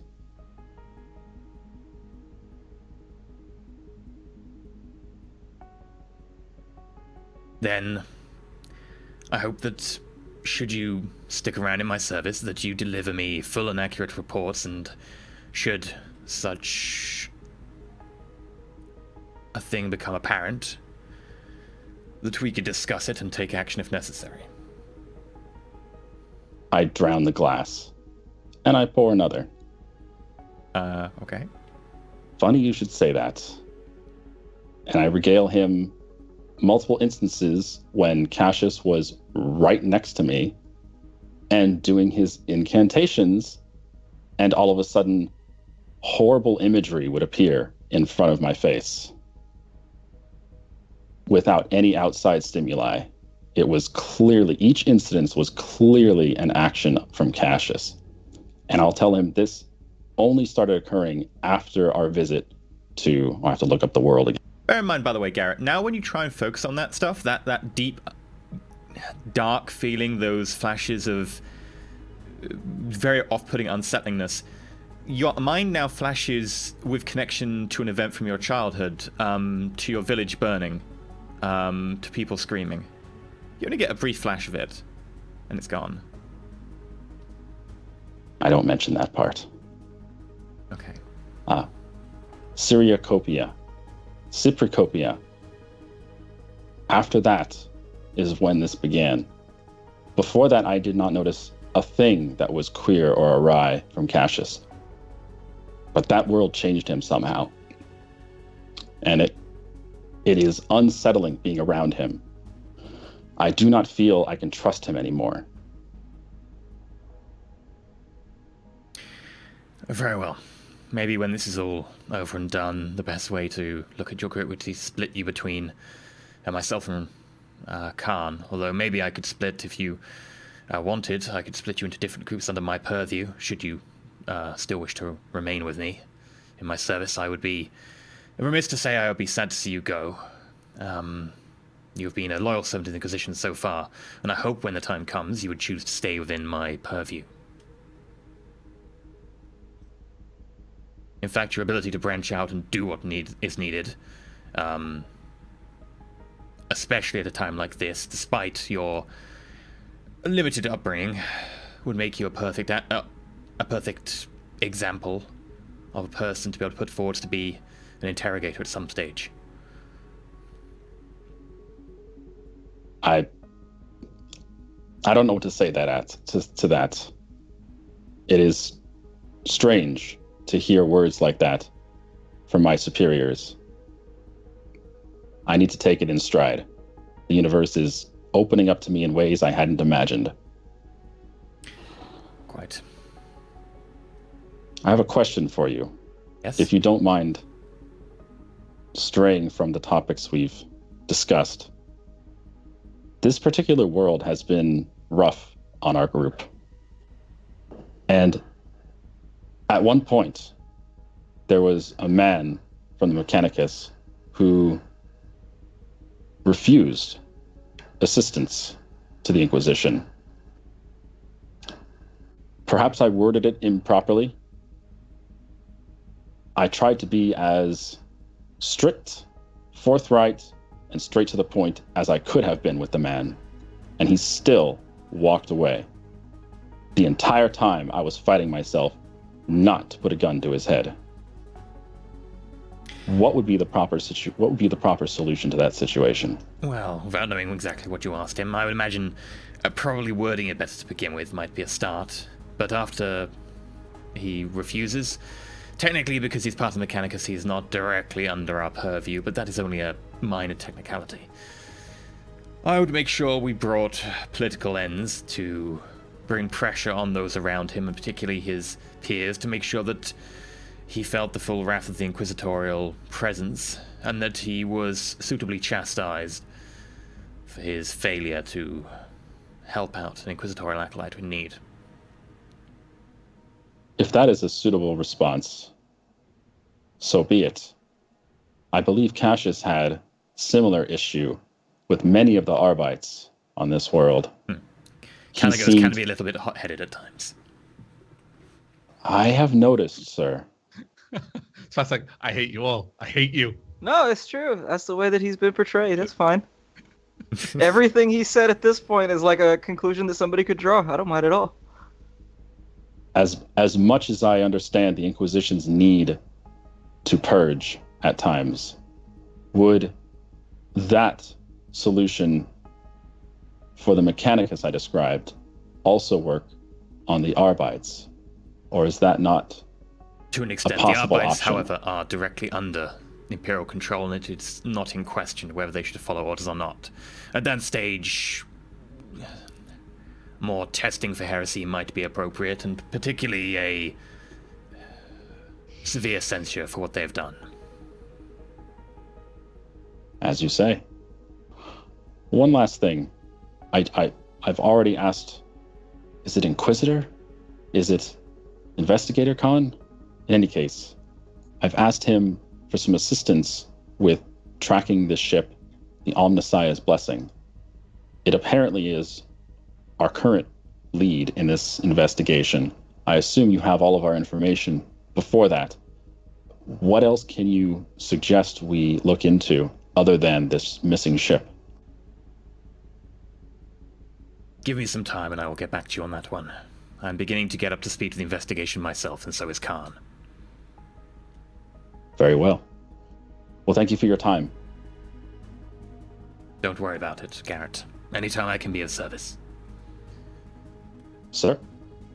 And I'll leave, and he can have the bottle. There's not much left, but he appreciates it. There's not much left.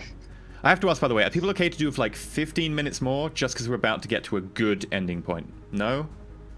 Okay. Really?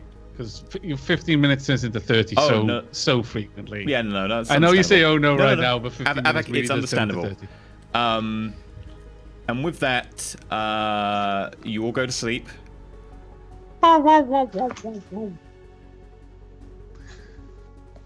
Oh dear. You all go to sleep. Enoch, you have visions and nightmares and terrors about being locked in your own body, about being unable to interact with the outside, yet seeing yourself doing horrific things. Effectively, at one point, you're pretty sure you took a potato peeler to someone's face. What? Did they deserve it? Were they a heretic? No, they seem to be quite a nice person. Garrett, for some reason, you don't sleep soundly either. You recall your childhood vividly seeing flames, smoke.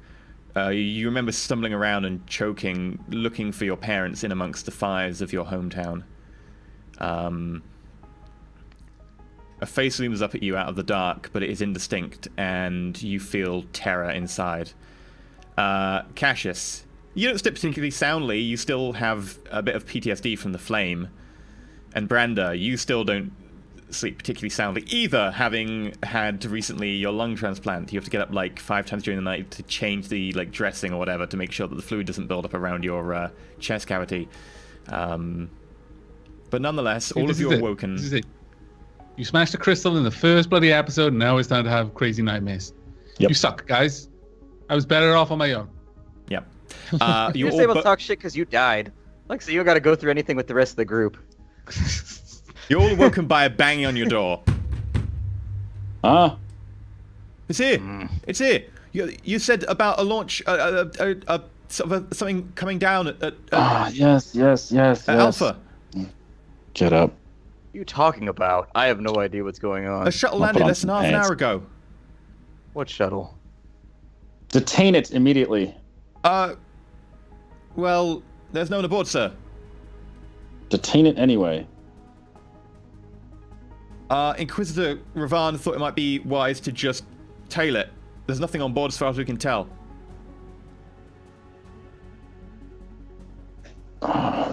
Do as he wishes.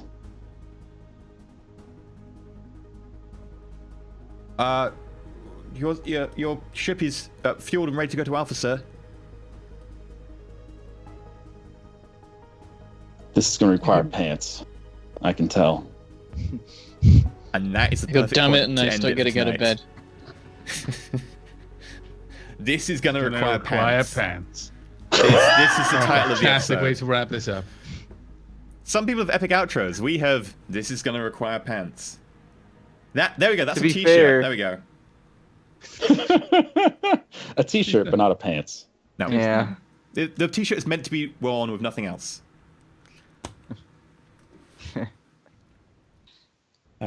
But yeah, that's where we'll call it for today. Next week we continue on with following up the lead about where these things are getting shipped off to, about the whole stuff that's going down between Ravan and Khan,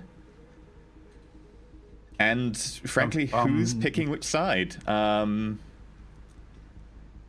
we all just be friends? Welcome to the 40k universe. Nope. Everyone's good. Half of us are going to die. Precisely half. Yeah. So That's how the series is going to end. It's going to end with PvP. That's going to be the final battle. Is like two groups lined up on opposite sides, which is a giant PvP battle. Last man standing.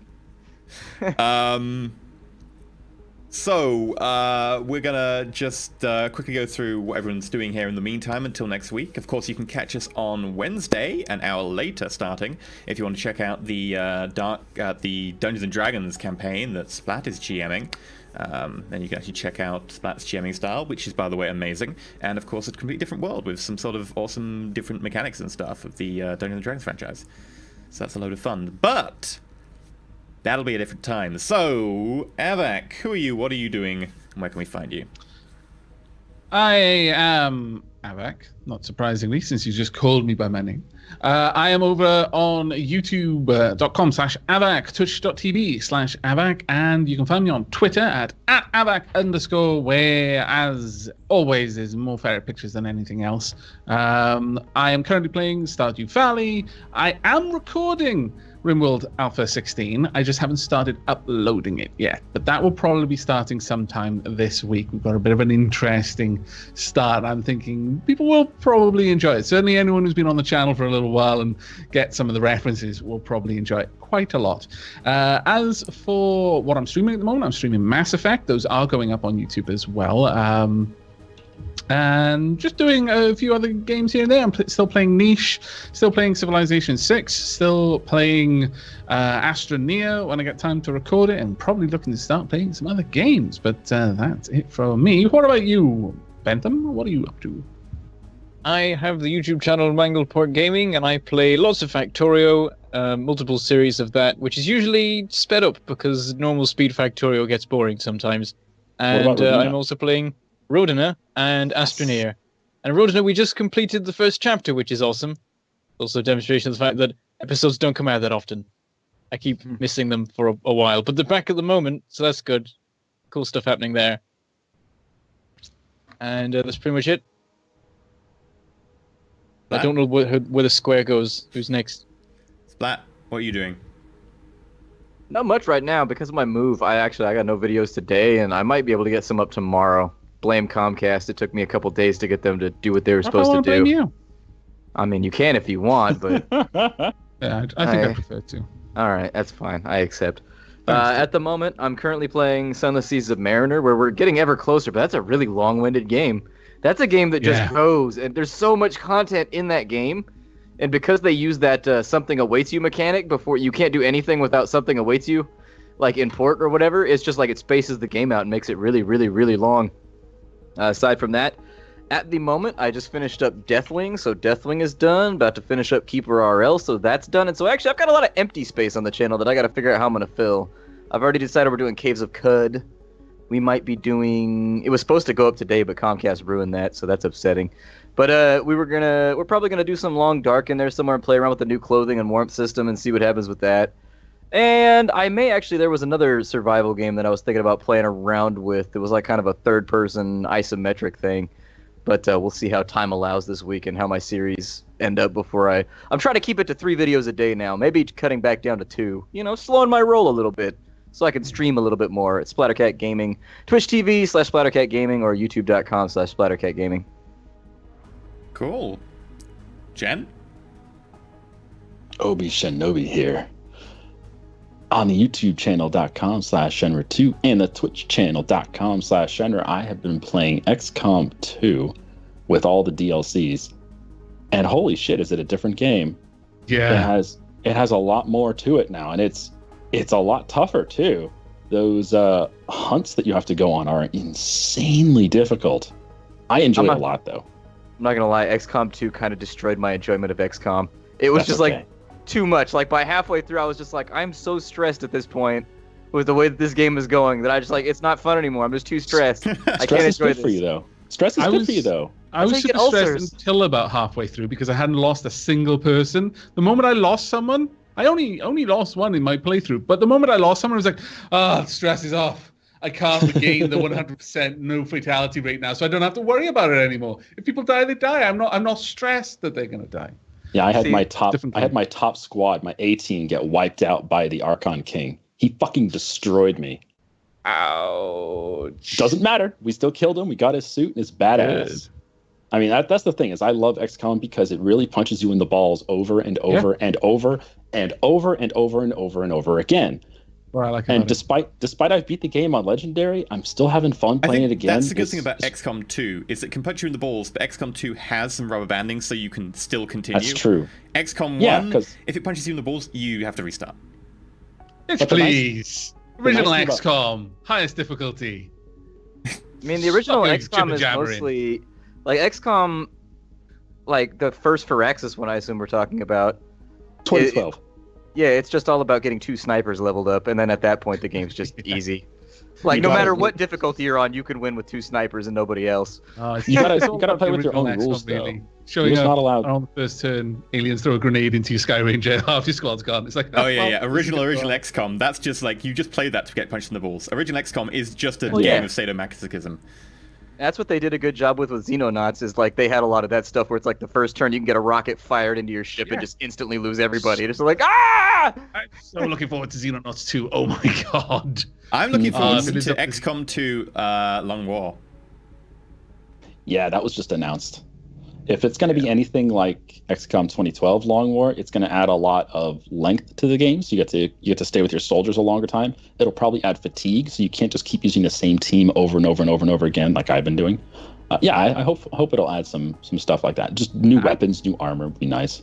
Yeah, I'm probably going to do a series of Long War 2, and it'll be my first Long War. So I expect to lose, and it's going to be glorious. You haven't played Long War 2012? It's so good. I've not played Long War at all. No. Good. When Long War 2 comes out, that's going to be my introduction. I'm going to play XCOM 2 again with all the DLC and Long War and just see how quickly I get reduced to just it'll be an exercise in how much you like shooting at heavy floaters who you've only got 25% chance to hit, who regenerate like 4 health per turn and throw grenades at you at every opportunity. It's amazing.